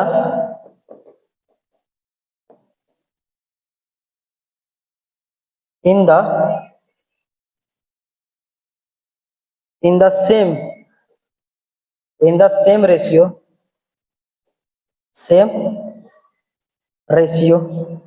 of 1:8 by mass। देखो क्या लिखा हुआ है यहाँ भाषा, चलिए ये देखते हैं क्या होता है। कि according to this law, given compound is always and the combined and exactly the same proportion of the element, मतलब सेम प्रोपोर्शन में आपका कोई भी कंपाउंड्स क्या होता है, कंबाइंड होता है, और वो मास से, ठीक है, कोई क्या मास है। एंड द प्योर, जैसे एग्जांपल देखो, pure water obtained and from the whatever source, मतलब प्योर वाटर कहीं से भी लो, वेल हो गया, रिवर हो गया, लेक हो गया, या फिर सी हो गया, और कोई भी कंट्री जैसे रसिया हो गया और इंडिया हो गया, युगांडा हो गया, ठीक है। अरे मुझे युगांडा बोल रहा था, अरे नहीं, युगांडा मैं नहीं हूँ यार, ठीक है, युगांडा वाला मैं नहीं हूँ, इंडियन हूँ। And the will always and be made up of only hydrogen and oxygen elements and the combined on the together, मतलब दोनों आपस में हाइड्रोजन और ऑक्सीजन कंबाइंड होता है। आप वाटर इंडिया में पियो या कहीं पियो, मतलब वो मास वही रहेगा, जो यहाँ है वही वहां है। मैं यही बताने का प्रयास कर रहा हूँ। जैसे एग्जांपल और कुछ लिखते हैं, जैसे देखो एग्जांपल, देखो CO2 तो हो गया, कितना हो गया CO2, इसका मोलर मास कितना हो गया, मोलर मास हो गया 12, ठीक है, हमेशा 12। और O2 क्या हो गया, इसका O2 हो गया 16:2, यानी कितना हुआ 12:2, कितना हो गया 32। इसका मोलर रेशियो हमेशा यही रहेगा। तुम किसी तरह से बनाओ, या माना CO2 तुम इस तरह बना दो CO2, या फिर तुम इस तरह बना दो CH4 को ऑक्सीजन के साथ जला दो, तो क्या बनेगा CO2 और प्लस वाटर बना दो। मतलब तुम किसी तरह से भी क्या बनाओ, कार्बन डाइऑक्साइड बनाओ, मतलब एक तरीका से या दो तरीका से, ये मास रेशियो इसका वही होगा जो होना चाहिए, जैसे इस तरह से। जैसे एग्जांपल और देखो, एग्जांपल जैसे H2O का, H2 प्लस O2 का कितना होगा यार, H2O होगा। तो ये कहीं से बनाओ, बोले मैंने बताया, यहाँ इसका कितना होगा रेशियो, 2 होगा, क्योंकि 1:2, 1:16:1, यानी कितना हो गया 2:16, यानी कितना होगा 1:8। वही बात बोला गया था कि 1:8 कैसे होता है। तो ठीक है, ये वाटर का कहानी है, ठीक है। इसको बैलेंस वगैरह सब मत चेक करो यार, ऐसा बैलेंस वगैरह नहीं पढ़ना। ऑर्गेनिक रिएक्शन जब पढ़ते हैं तो वहां बैलेंस किया जाता है, ठीक है। तो इस तरह से आपको खत्म, ये समझ में आ गया। अब पढ़ते हैं लॉ ऑफ मल्टीपल प्रोपोर्शन। चलो अब करते हैं लॉ ऑफ मल्टीपल प्रोपोर्शन, ठीक है, समझ में आ गया। चलो आगे देखेंगे, थर्ड नंबर जो है law of multiple proportion, multiple proportion. ये देखो क्या बोलता है जानते हो, ये बहुत आसान सा, जैसे एग्जांपल पे समझते हैं उसके बाद हम इसका स्टेटमेंट लिखेंगे। चलो जैसे मान लो कि नाइट्रोजन होगा और यहाँ ऑक्सीजन होगा, दोनों आपस में कंबाइन करेगा तो बहुत तरीके से कंबाइन हो सकता है। जैसे मान लो N2O2 हो सकता है, फिर हो सकता है N2O हो सकता है, ठीक है। ये सब नाम वगैरह कभी मत पढ़ो, ठीक है। O3 होगा, यहाँ जो है N2O4 होगा, ठीक है, और आपका N2O5 होगा। इसको इनऑर्गेनिक केमिस्ट्री में पूरा डिटेल में पढ़ाया जाएगा। अभी केवल समझना है law of multiple proportion, otherwise क्या होगा, बहुत लंबा लेंथी लेक्चर बन जाता है, आप लोग भी दिमाग खराब हो जाएगा कि क्या मैं पढ़ रहा हूँ यार, है ना। तो एक्चुअल में पढ़ना है और ऑथेंटिक पढ़ना है। तो इसका देखो बोल रहा है कि फर्स्ट का मोलर मास कितना हो जाएगा, अरे 14 होता है तो 14 into 2 कितना होता है 28, 28 into कितना हो जाएगा 16, ये कितना आएगा 28, ये भी कितना आएगा 28, यहाँ भी आएगा कितना 28, यहाँ भी कितना आएगा 28, यहाँ बोलता है कितना होगा 32 होगा, तो फिर इसका मल्टीपल में यहाँ कितना होगा 16 16 2 32, यहाँ कितना होगा 80, ठीक है। 16 को 64, ठीक है। तो ये देखो बोलता है ना लॉ ऑफ मल्टीपल प्रोपोर्शन, बोलता है कि when your two elements are combined then two और more compound will be form, ठीक है। Then the first element mass of the first element is fixed and other are simple whole number ratio. जैसे examples, ये तो देखो आपका fix है, क्या है ये क्या है आपका फिक्स है, ये क्या है फिक्स है, और ये क्या है आपका देखो 16:2, यहाँ 32:2, यहाँ 48:2, यहाँ 64:2, यहाँ 80 आता, ठीक है। यहाँ लिखते हैं कैसे डिवाइड करते हैं 1 2 3, यहाँ 4 और यहाँ 5 में लिखा, क्या लिखा, तो क्या सिंपल होल नंबर रेशियो में है यार, उसी को स्टेटमेंट लिख देंगे इंग्लिश में। चलो आओ लिखते हैं, ठीक है। इसको एग्जांपल लिखना, इसको बाद में लिखना, ठीक है। चलो यही लिखता हूँ, लिखता, चलो अब when when two or more substance, more elements देखो, substance मत देखो, when two or more elements are combined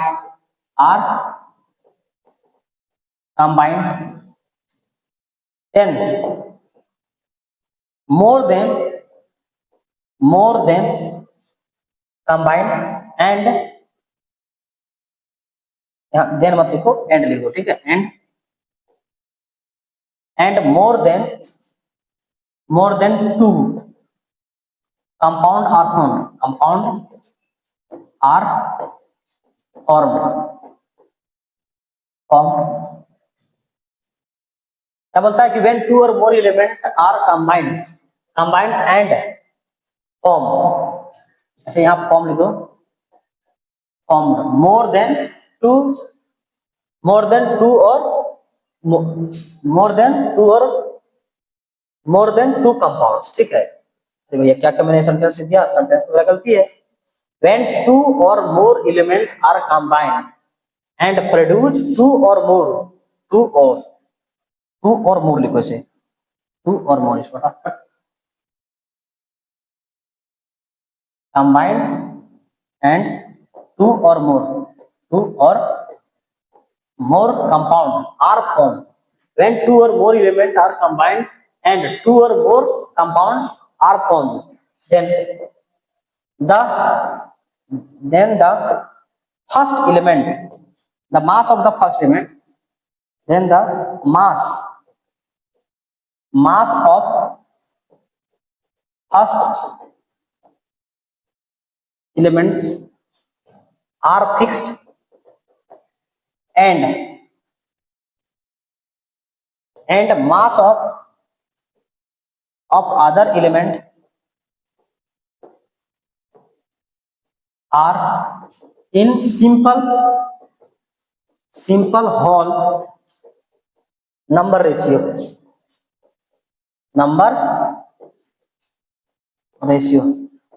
is called law of multiple proportion। क्या बोलते हैं, लॉ ऑफ मल्टीपल प्रोपोर्शन कहेंगे, ठीक है। क्या होता है when two or more elements are combined and two or more compound are formed, ठीक है।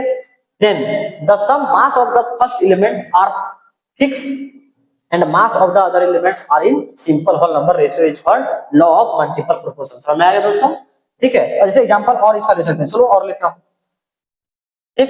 जैसे देखो इसको लिखा है तो लिख लो, स्क्रीनशॉट ले लो, ले लिया, तो एग्जाम्पल जैसे मान लो कि H2 हो गया, H प्लस O2 तो क्या हो जाता है H2O बनता है, ठीक है। अच्छा एक तरीका और बन सकता है H2O2, क्या है और ऑक्साइड वाला है कहानी, ठीक है। दोनों वाटर है, यहाँ क्या हुआ, यहाँ देखो 1, यहाँ 2:2, यहाँ 16 आएगा, यहाँ 2:32 आएगा। तो ये तो क्या हो गया, फिक्स हो गया, क्या हो गया रे, फिक्स। और ये वाला क्या होगा यार, आपका रेशियो यानी 16:32, यानी कितना हो गया 1:2 में लिखाएगा, ठीक है। तो इस तरह से आपका लॉ ऑफ मल्टीपल प्रोपोर्शन खत्म होता है। अब हम लोग पढ़ेंगे लॉ ऑफ गैय-लुजेक लॉ। आइए लिखेंगे fourth law, Gay Lussac law, Gay Lussac law of gaseous volume, of gaseous volume, ठीक है। फटाफट लिखो, यहां बोलता है at the same temperature and pressure, ठीक है। At the same temperature all gases are combined and produced in a simple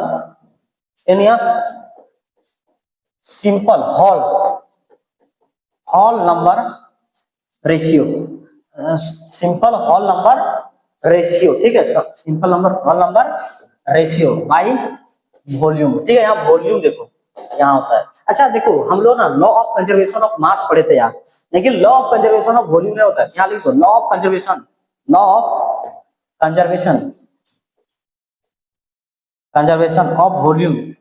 volume नहीं होता है। क्या होता है, ऐसा law of conservation of volume नहीं होता है, ठीक है।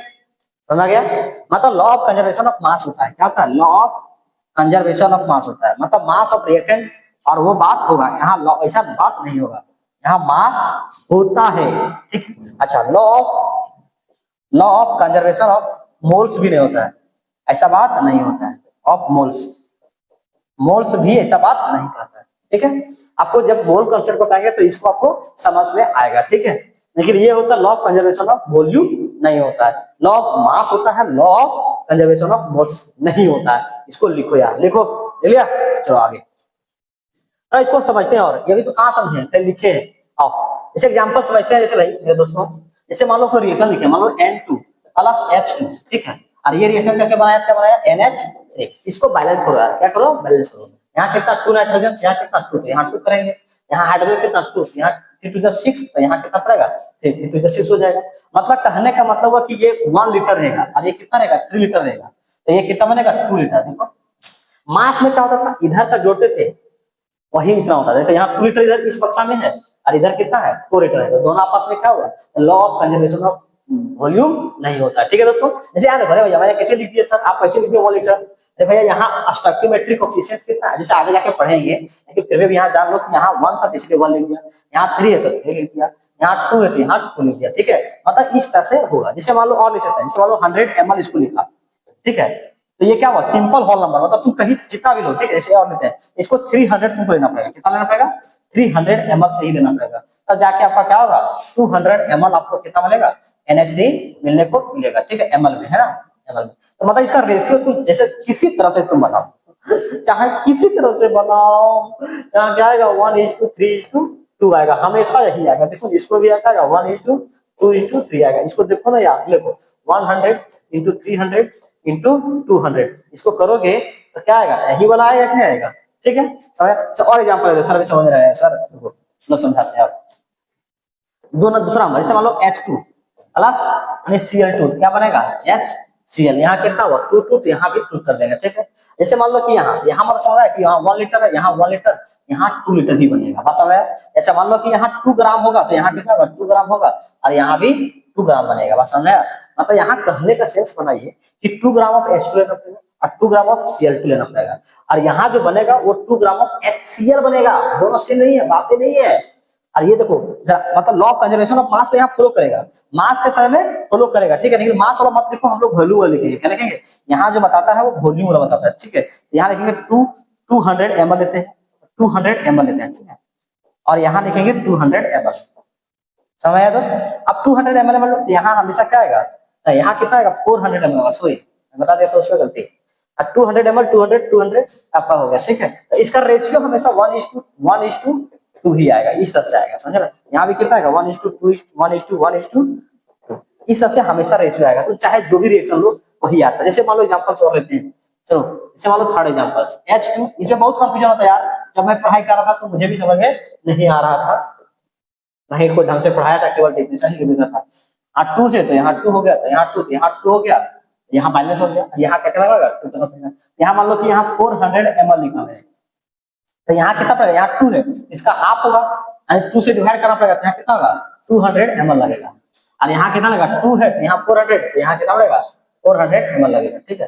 तो यहाँ जो हमेशा रेशियो आएगा कितना होगा 2:1:2 आएगा, ऐसे आएगा रेशियो, ठीक है। यहाँ से मान लो कि 2 लीटर लेंगे, यहाँ कितना लिखे 1 लीटर लिखे, यहाँ कितना लिखे 2 लीटर, तो कितना हो जाएगा 2:1:2, तो इस तरह से बनेगा। बात समझ आया। मतलब तुम्हारा कहीं से भी तुम रिएक्शन कराओ, यहाँ बैठ के कराओ, चाहे यूरोप में कराओ, चाहे युगांडा में जाके बैठ के आराम से कराओ, बात तो वही आएगा जो यहाँ लिख रहा हूँ, ठीक है। ये हुआ आपका लॉ, गैलिलियो लॉ, ठीक है, गैसियस वॉल्यूम। अब पढ़ेंगे हम लोग, देखो यहाँ फोर्थ पढ़ेंगे Avogadro law,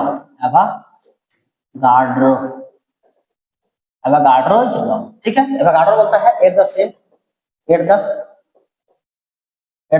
temperature and pressure, at the same temperature and pressure, ठीक है। the ratio of volume of क्या gas is equal to the ratio of number of atom और molecules, ठीक है। एटम और molecules के इक्वल होगा, ठीक है। इस एग्जांपल देखो, समझो। यहाँ जैसे मान लो कि एक मेरे पास एक यहाँ कंटेनर है, इस तरह से मैंने कंटेनर लिया, ठीक, और एक कंटेनर और लिया, ठीक है। इसमें जो इस बक्सा में मैंने O2 रखा हूँ और इस बक्सा में मैंने रखा हूँ H2 गैस रखा हूँ, ठीक है। जो एक्सपेरिमेंट जो कर रहा हूँ वो सारा का सारा किस पे होगा, ये eight the same temperature and pressure, eight the same temperature and pressure and, ठीक है। मतलब ये जो कंडीशन होगा वो सेम टेम्परेचर एंड प्रेशर, ठीक है, ये होगा। इसको लिख लो, लिख लिया, चलो आगे। अब यहाँ जो कंडीशन लिख रहे हैं, अब यहाँ जो कंडीशन लिखा, ठीक है। अब यहाँ देखो हम लोग ना, अभी जैसे मान लो कि 4O2 गैस के लिखते हैं, 4O2 गैस, तो हम लोग आगे जाके पढ़ेंगे गैसियस स्टेट, जो आप लोगों को पढ़ना नहीं है वो चैप्टर कट गया है, वहां एक इक्वेशन पढ़ता है आइडियल गैस इक्वेशन, ठीक है। तो वहां से इक्वेशन होता है कि PV is equal to nRT होता है, क्या होता है nRT। P क्या है, प्रेशर है, V क्या है, वॉल्यूम है। वहां प्रेशर और वॉल्यूम क्या रखा है, सेम रखा है, प्रेशर और वॉल्यूम क्या रखा है, सेम रखा है, ठीक है। और R मतलब गैस कांस्टेंट, T मतलब temperature, N means number of moles, ठीक है। तो वही लिखते हैं। तो O2 के लिखते हैं, यहाँ क्या होगा V, और यहाँ क्या होगा VO2, volume of O2 is equal to number of mole of O2 is equal to R into T, equation number 1, ठीक है। और इसके लिखेंगे 4 किसके लिए, H2 गैस के लिए, 4H2 गैस के लिए, ठीक है। तो यहाँ क्या होगा PV इज इक्वल टू, वही गैसियस इक्वेशन को यूज करेंगे, PV is equal to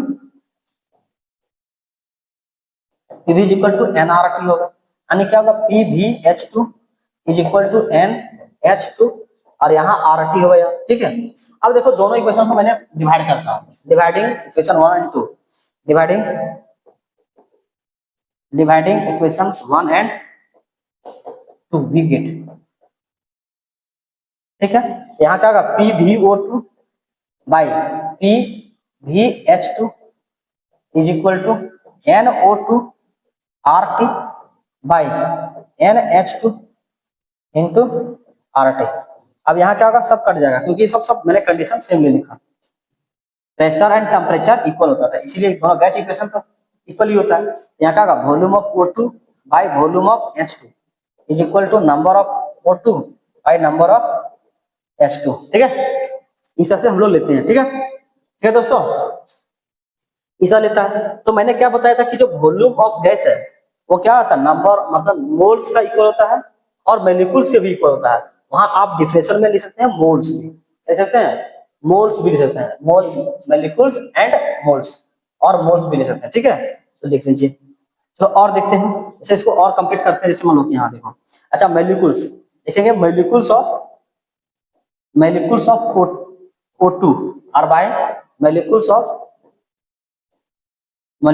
H2, ठीक है दोस्तों। तो यहाँ देखो, अच्छा नंबर ऑफ मोल को मैंने क्या करता हूँ, जैसे अभी तुम लोग को मोल कंसेप्ट बताया नहीं हो, लेकिन फिर भी समझो, कहीं पढ़ा होगा 9th-10th में पढ़ा होगा रे, तो उसमें तो पढ़ा होगा कि इसमें एवोगाड्रो नंबर से मल्टीप्लाई करते हैं ना, तो क्या होता है, नंबर ऑफ मोलिक्यूल्स निकलता है, जो भी रहता है। तो मतलब काट देंगे तो फिर वही बन जाएगा यार, क्या हो जाएगा एन, यहाँ वही बन जाएगा ना, समझा, मतलब इसको बन करके नंबर ऑफ मोलिक्यूल्स आ जाएगा।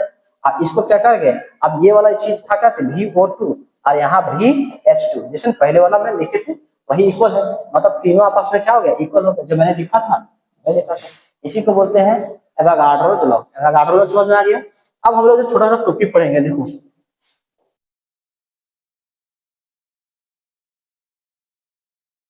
ये क्या है, एवरेज एटॉमिक मास, ये नहीं,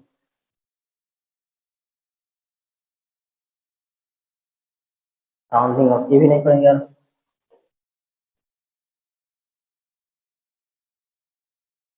ये भी नहीं। चलो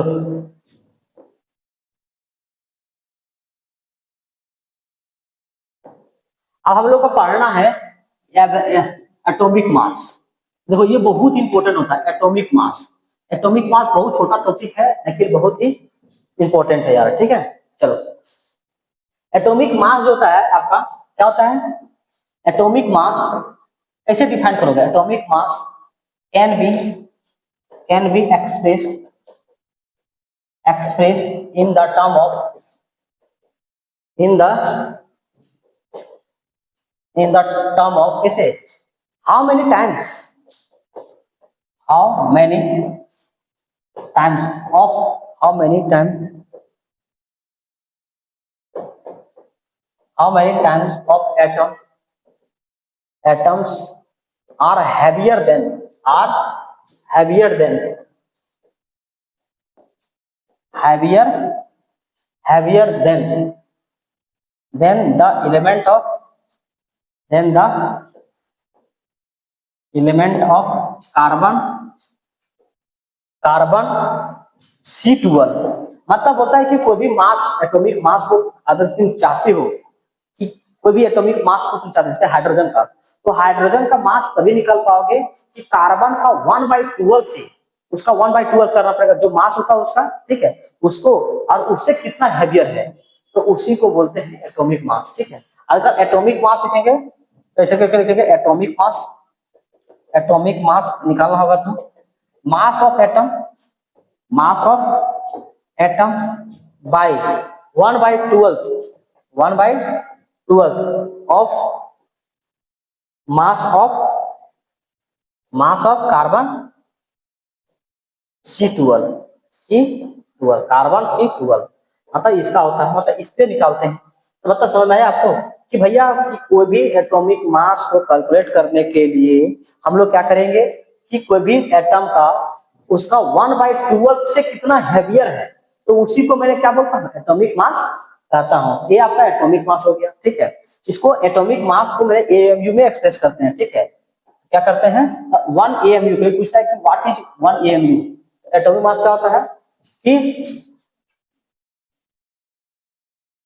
the mass of atom is equal to the mass of atom of carbon C12 is equal to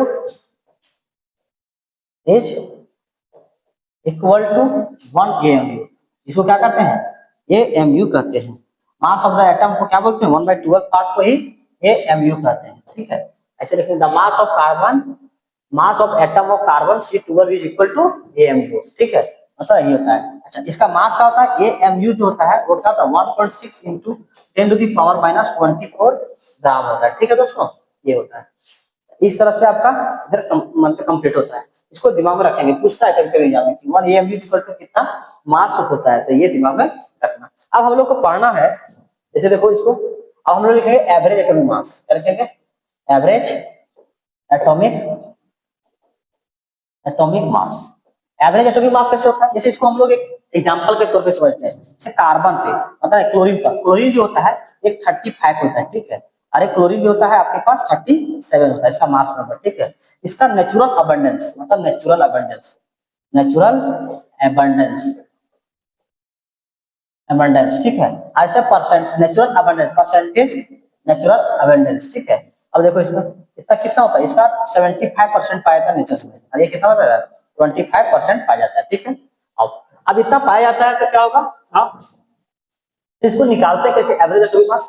तो इसका natural abundance 75% multiply of 35 plus यहाँ 37 प्लस मल्टीप्लाई बाय 25%, परसेंट होता है 100 यानी 75/100 multiply by 35 plus 37 multiply by 25/100 होता है। समझ में आ गया? क्लियर? कोई दिक्कत नहीं? चलो इसको मल्टीप्लाई करो, तो इसको मल्टीप्लाई करेगा तो कितना आएगा? 75 और 35, 5 5 जा 25 बचा 2, अब 5 7 जा 35, 35 और 2 37, 3 5 जा 15 वन हैंड, और 7 3 जा 21, 21 और 1 22, यानी कितना हो जाएगा? 5 का 5 6 2 12, ऐसे 5 7 और 5 12 वन हैंड 6 यानी 2, कितना होगा? इसमें कितना होगा? यहाँ आएगा 26.25, आज जब इसको कैलकुलेट करेगा तो 9.75 आएगा, ठीक है। इसको ऐड करोगे तो 35.5 आएगा, कितना आएगा? 35.5 आएगा, 35.5 आएगा, ठीक है, क्योंकि मुझे ये लर्न था इस तरह से लिख देता है, ठीक है। तो 35.5 ग्राम लिखते हैं, इसीलिए क्या करते हैं कि भैया atomic mass of average atomic mass लिखते हैं क्लोरीन का, ठीक है। तो जितना नेचर में प्रेजेंट होता है उसी के अनुसार हम लोग इसको कैलकुलेट करके रखे हुए हैं, ठीक है। ये हुआ एवरेज एटॉमिक मास। अब आते हैं ग्राम एटॉमिक मास क्या होता है, इसको लिख लो, लिख लिया, चलो आगे बढ़े, ठीक। अब लिखेंगे gram atomic mass, gram atomic mass. Gram atomic mass क्या होता है? ग्राम एटॉमिक मास देखिए आपका, देखो ग्राम एटॉमिक मास होता है, देखो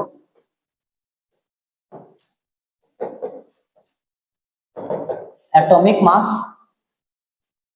एटॉमिक मास इज एक्सप्रेस्ड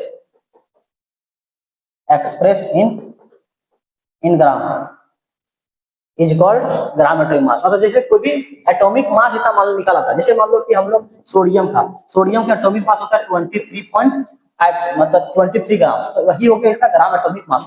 तो ग्राम में लिखेंगे उसको, तो उसी को क्या होता है?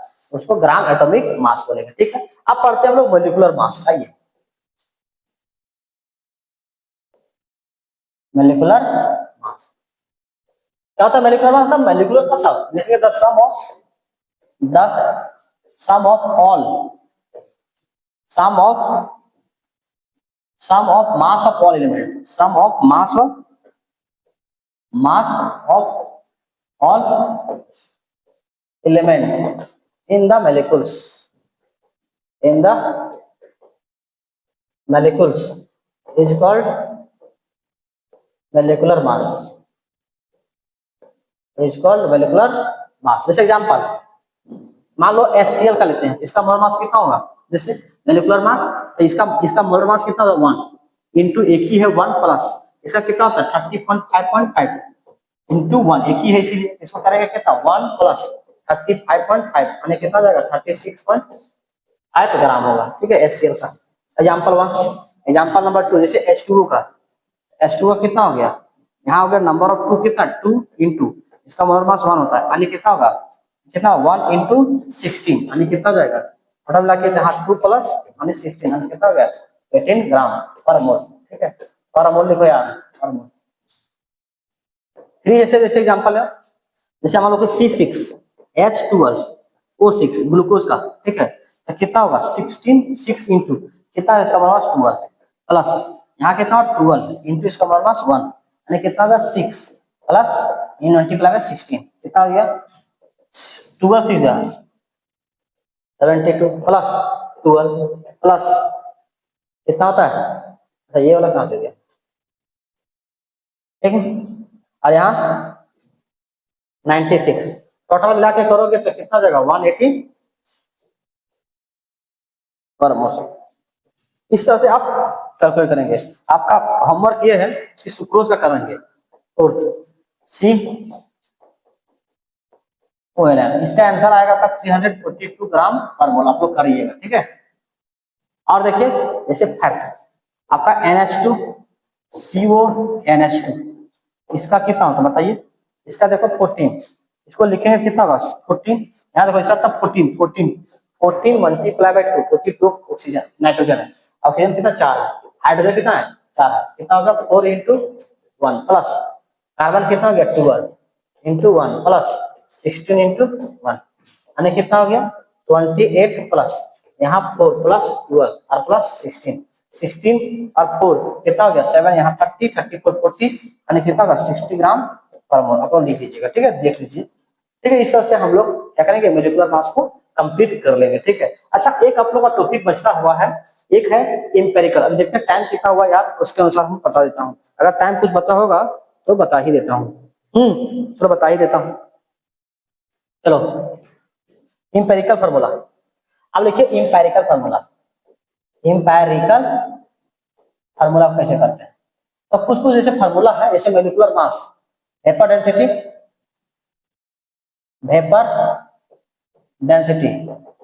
Is equal to 2 into molecular mass होता है। क्या होता है मोलिकुलर मास, मतलब मोलिकुलर मास को निकालेंगे तो 2 इंटू वेपर डेंसिटी होता है, ठीक है। अच्छा ये देखो, अच्छा यहाँ क्या होता है n इंटू इंपेरिकल फार्मूला, भी केवल लिख लीजिए इसको, ठीक है, इसको बताया जाएगा। इंपेरिकल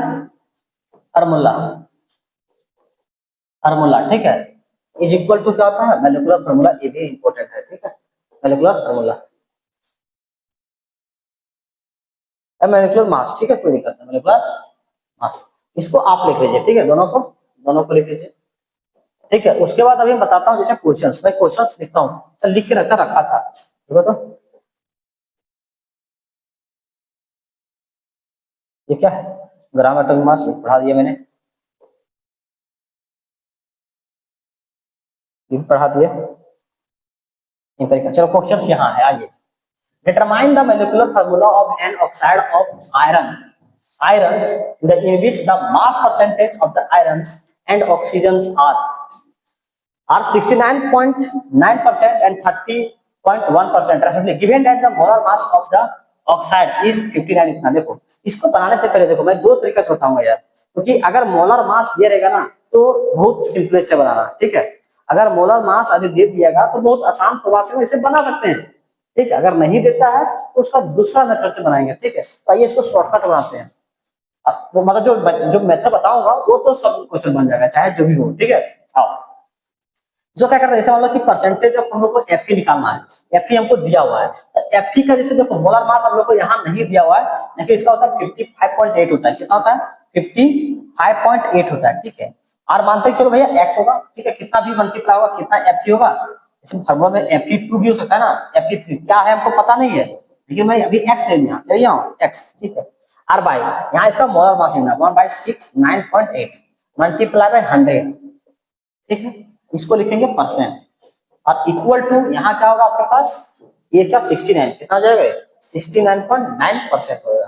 परसेंट से परसेंट कटेगा, इसको सॉल्व करोगे तो x का वैल्यू आएगा, Fe का 2 आएगा, कितना आएगा यहाँ आएगा आपका 2 वैल्यू, ठीक है। इसको सॉल्व करोगे x का वैल्यू निकालोगे तो 2 आएगा, इसको इधर मल्टीप्लाई करोगे, इसको इधर डिवाइड करोगे, इसको डिवाइड करोगे तो आपका 2 आएगा, ठीक है। उसी तरह से यहाँ देखो परसेंटेज अब क्या निकालना है ऑक्सीजन का, तो ऑक्सीजन कितना होगा यार, यहाँ कितना आएगा 16, इसका 16 होता है, क्लियर। और इंटू यहाँ मान लो x ले लो, कोई दिक्कत नहीं है, और बाई यहाँ कितना करना पड़ेगा 159.8 इंटू 100, और यहाँ कितना होता है परसेंट, ठीक है। अच्छा इज इक्वल टू क्या होगा आपके पास, यहाँ 30.1 होगा, कितना होगा 30.1%। अब जब इसको सॉल्व करोगे ना तो यहाँ जो x का वैल्यू आएगा 3 आएगा, कितना आएगा तुम देख रहे हो यार, हम बना चुके हैं इसीलिए मैंने इसको सॉल्व नहीं करा, टाइम जा रहा है, ठीक है। तो यहाँ क्या हो जाएगा यार Fe, और वहां कितना होगा इसका 2 हो गया था 2, और ऑक्सीजन तो A3, इस तरह से इसका फार्मूला बनेगा, ठीक है। इस तरह से हम लोग बना सकते हैं, बात समझ आया, क्लियर हो गया। और क्वेश्चन से क्या देखें, बात समझा, इसको नोट कर लो, नोट कर लिया, चलो आगे बढ़ते हैं।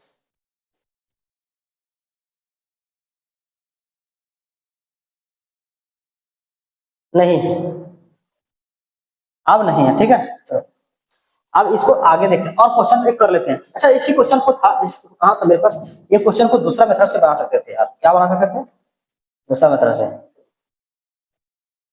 तो इसी मेथड को फिर से मैं क्या करूं,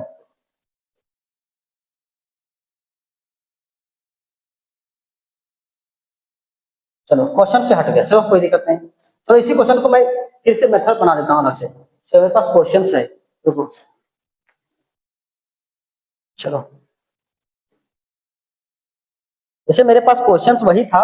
चलो आओ देखो यहाँ करना क्या है, जैसे दूसरा मेथड सेकंड मेथड से करना है इसे।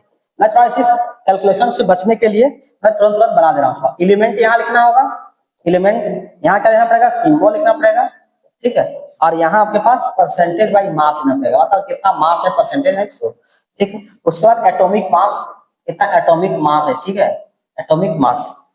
और यहाँ अपना रिलेटिव मास, ठीक है, रिलेटिव नंबर ऑफ, यहाँ एटॉमिक मास लिखेगा, यहाँ relative, relative number of mole, number of mole of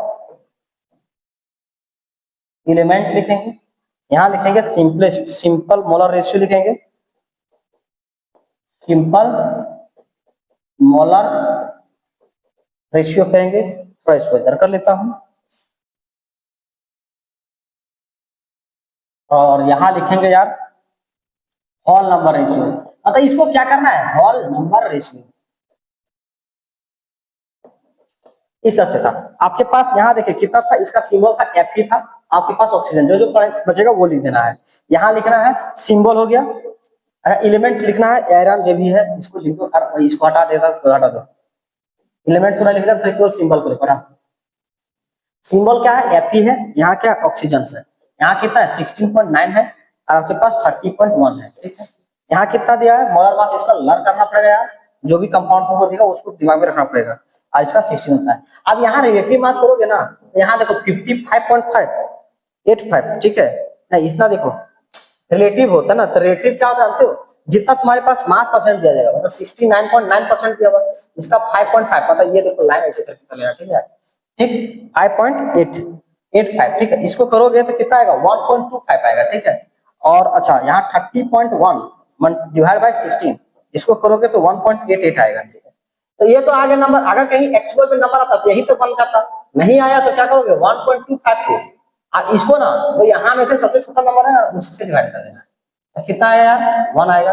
और 1.88 को, और यहाँ कितना करेगा 1.25 को डिवाइड करोगे, मतलब छोटा नंबर से डिवाइड करना है, क्या करना है, छोटा नंबर से करना है, क्या करना है, छोटा नंबर से। तो कितना होगा, इसमें आएगा 1.5, कितना आएगा 1.5, फिर मतलब नहीं आएगा तो 3 से मल्टीप्लाई कर देना, यहाँ 1.5 है, यहाँ 2 है, तो क्या करेंगे, कौन सा नंबर से करेंगे, जो नंबर आ जाए, यहाँ 2 आ जाएगा, और यहाँ करेंगे तो 3 आएगा, तो क्या हो जाएगा Fe2O3 आएगा, ठीक है। इस तरह से हम लोग कैलकुलेट कर सकते हैं, ठीक है। अच्छा यहाँ तो मोलर मास दे दिया हुआ है, तो n का वैल्यू कैसे निकालते हैं, n इज इक्वल टू, ये हो गया इंपेरिकल फार्मूला, जो यहाँ बनेगा ना empirical formula. Sir empirical formula आपको समझ में आया, अरे देखो यार इंपेरिकल फार्मूला आखिर क्या होता है, जैसे देखो मैं दिखा रहा हूँ, अभी जैसे देखो यहाँ इसका क्या होगा मोलर मास, इसका क्या लिखेंगे molar mass by empirical formula, empirical formula, ठीक है। मोलर मास जो होगा वो दिया था कितना 159, ठीक है, और इसका भी जब निकालोगे तो 159 ही आता है, इसलिए 1 आ गया, इसमें इसलिए मल्टीप्लाई होगा। जैसे एग्जांपल हम समझते हैं, ये देखो ये लिखो, इसको लिख लिया, चलो आगे बढ़ते हैं, समझा, चलो अब यहाँ देखो भैया, जैसे इंपेरिकल फॉर्मूला, जैसे मान लो कि यहाँ जैसे C6H12 और यहाँ O6 है, ये तो हो गया मोलिकुलर फॉर्मूला। इंपेरिकल फॉर्मूला में मतलब इसको लिखेंगे CH2 और यहाँ O, मतलब ये हो गया इंपेरिकल फॉर्मूला यार, समझ में। जैसे मान लो कि यहाँ C2, यहाँ H, यहाँ 2 और यहाँ O, यहाँ मतलब 2 लिखेंगे, इंपेरिकल फॉर्मूला क्या लिखेंगे CH और यहाँ O लिखेंगे। अच्छा जैसे मान लो कि CH यहाँ 4 हो गया, यहाँ 8 हो गया, यहाँ O 16 हो गया, अरे इंपेरिकल फॉर्मूला यहाँ पर क्या था CH, यहाँ 2 और यहाँ O, यहाँ 4 लिखना पड़ता है, ठीक है। इस तरह से इंपेरिकल फार्मूला लिखा था, ये मोलिकुलर फार्मूला, ये क्या है मोलिकुलर फार्मूला, ये क्या है मोलिकुलर फार्मूला, ये है इंपेरिकल फार्मूला, ये है इंपेरिकल फार्मूला, इसका समय आया। चलो एक क्वेश्चन और देख लेता हूं, उसके बाद इस लेक्चर को यहीं हम लोग एंड करेंगे, ठीक है। जैसे एक क्वेश्चन मेरे पास है,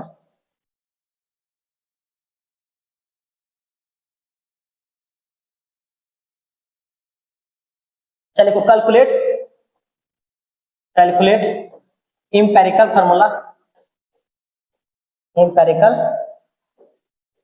formula of its compound. if carbon जो है, कार्बन जो परसेंटेज है 34.5 है, 34.6%, हाइड्रोजन जो है 3.85% है, और ऑक्सीजन जो है सबके पास कितना है 61.855% है। कितना है? इतना है। तो इसको कैसे करेगा? तो देखो मैंने क्या बोला, पहले सिंबल लिखो, ठीक है, सिंबल लिखने के बाद कितना लिखो, परसेंटेज कितना है सो लिखो, परसेंटेज, ठीक है। उसके बाद क्या लिखो, एटॉमिक मास कितना इस एलिमेंट का पता है, ठीक है। उसके बाद रिलेटिव, मतलब या ग्राम एटम या फिर रिलेटिव रेशियो लिखो, ठीक है। उसके बाद यहाँ मोलर रेशियो मतलब सिंपल रेशियो है, ठीक है, मोलर रेशियो जे भी लिखना है लिखो, और यहाँ सिंपल होल नंबर रेशियो में, सिंपल होल नंबर में रखना, ठीक है। अगर होगा तो लिखेंगे, तो नहीं लिखेंगे। यहाँ कार्बन था कार्बन, यहाँ क्या था हाइड्रोजन, यहाँ ऑक्सीजन, ऑक्सीजन कितना 34.6, यहाँ कितना हाइड्रोजन 3.85, यहाँ कितना 61.55, एटॉमिक मास कितना होता है 12, ठीक है, हाइड्रोजन कितना 1 और ऑक्सीजन का 16। देखो यहाँ कितना हुआ, तो यहाँ इसका मोलर मास से डिवाइड करना पड़ेगा, यानी कितना 12.13.6 बाई 12, और यहाँ कितना पड़ेगा, यहाँ किसका इसका परसेंटेज कितना है 3.85 बाई 1, यहाँ कितना 6, यहाँ कितना रे 61, कितना है 61.55, ठीक है बाई 16। भाई बनाने के लिए सिखा रहा हूँ यार, ठीक है, सॉल्व कर लेना घर में, ठीक है। आप लोग इसको जब सॉल्व करोगे तो कितना आएगा 2.88 आएगा, कितना आएगा 2.88, यहाँ आएगा कितना आएगा 3.85 आएगा, यहाँ आएगा कितना आएगा, इसको जब डिवाइड करोगे तो यहाँ आएगा 3.85 ही आएगा। तुम कर लेना मोबाइल से, ठीक है। अब चेक करने के लिए सर एग्जाम में आएगा तो मोबाइल से लिखेंगे, नहीं दोस्तों वहां तुम्हारे पास टाइम बहुत रहेगा। 2.88 इज इक्वल टू यहाँ 1 होगा, जो सबसे छोटा नंबर होगा उसी को डिवाइड करना है इसे, यहाँ 3.88 इज इक्वल टू 1.88 से डिवाइड करेंगे कितना आएगा, इसको आएगा मोर और लेस 1.3 आएगा, 1.3 इसको लिख सकते हैं, तो 4/3 को डिवाइड करेंगे तो उस टाइप में आएगा, ठीक है। इस तरह से लिख लो तो आसान पड़ेगा, ठीक है। अच्छा 3.85 को 2.88 से करोगे तो कितना आएगा 1.3, इसको अधिक होल नंबर मतलब रेशियो में लिखे तो 4/3 को डिवाइड करेंगे तो वही नंबर आएगा। आप क्या करेंगे, यहाँ देखो 1 है, यहाँ 4/3 है, यहाँ भी 4/3 है, अगर 3 से मल्टीप्लाई करें तो काम बन जाएगा, यहाँ 3 यहाँ 4 यहाँ 4। अगर ऑक्सीजन है तो CH, ऑक्सीजन कितना C3, यहाँ H4 और यहाँ O4, ये हो गया क्या इंपेरिकल फार्मूला मेरा बन गया, क्या हो गया इंपेरिकल फार्मूला बन गया। तो हमको इंपेरिकल फार्मूला बनाया था बोल दिए, ठीक है। इस तरह से बहुत सारा क्वेश्चन आप कर सकते हैं, ठीक है। जैसे एक क्वेश्चन और ले लिखा, मेरे पास अभी 2 ही क्वेश्चन था, ठीक है, और जो कुछ क्वेश्चन जो बचा हुआ है उसको मैं नेक्स्ट क्लास में कवर कर दूंगा, ठीक है। तो देखिए इसको नोट डाउन कीजिए, और ये लेक्चर बहुत लंबा हो गया, इसको देखिए और दोस्तों के पास शेयर कीजिए। कैसा लगा कमेंट सेक्शन में जरूर आप कमेंट कीजिएगा कि कैसा लेक्चर आपका रहा। Thank you very much.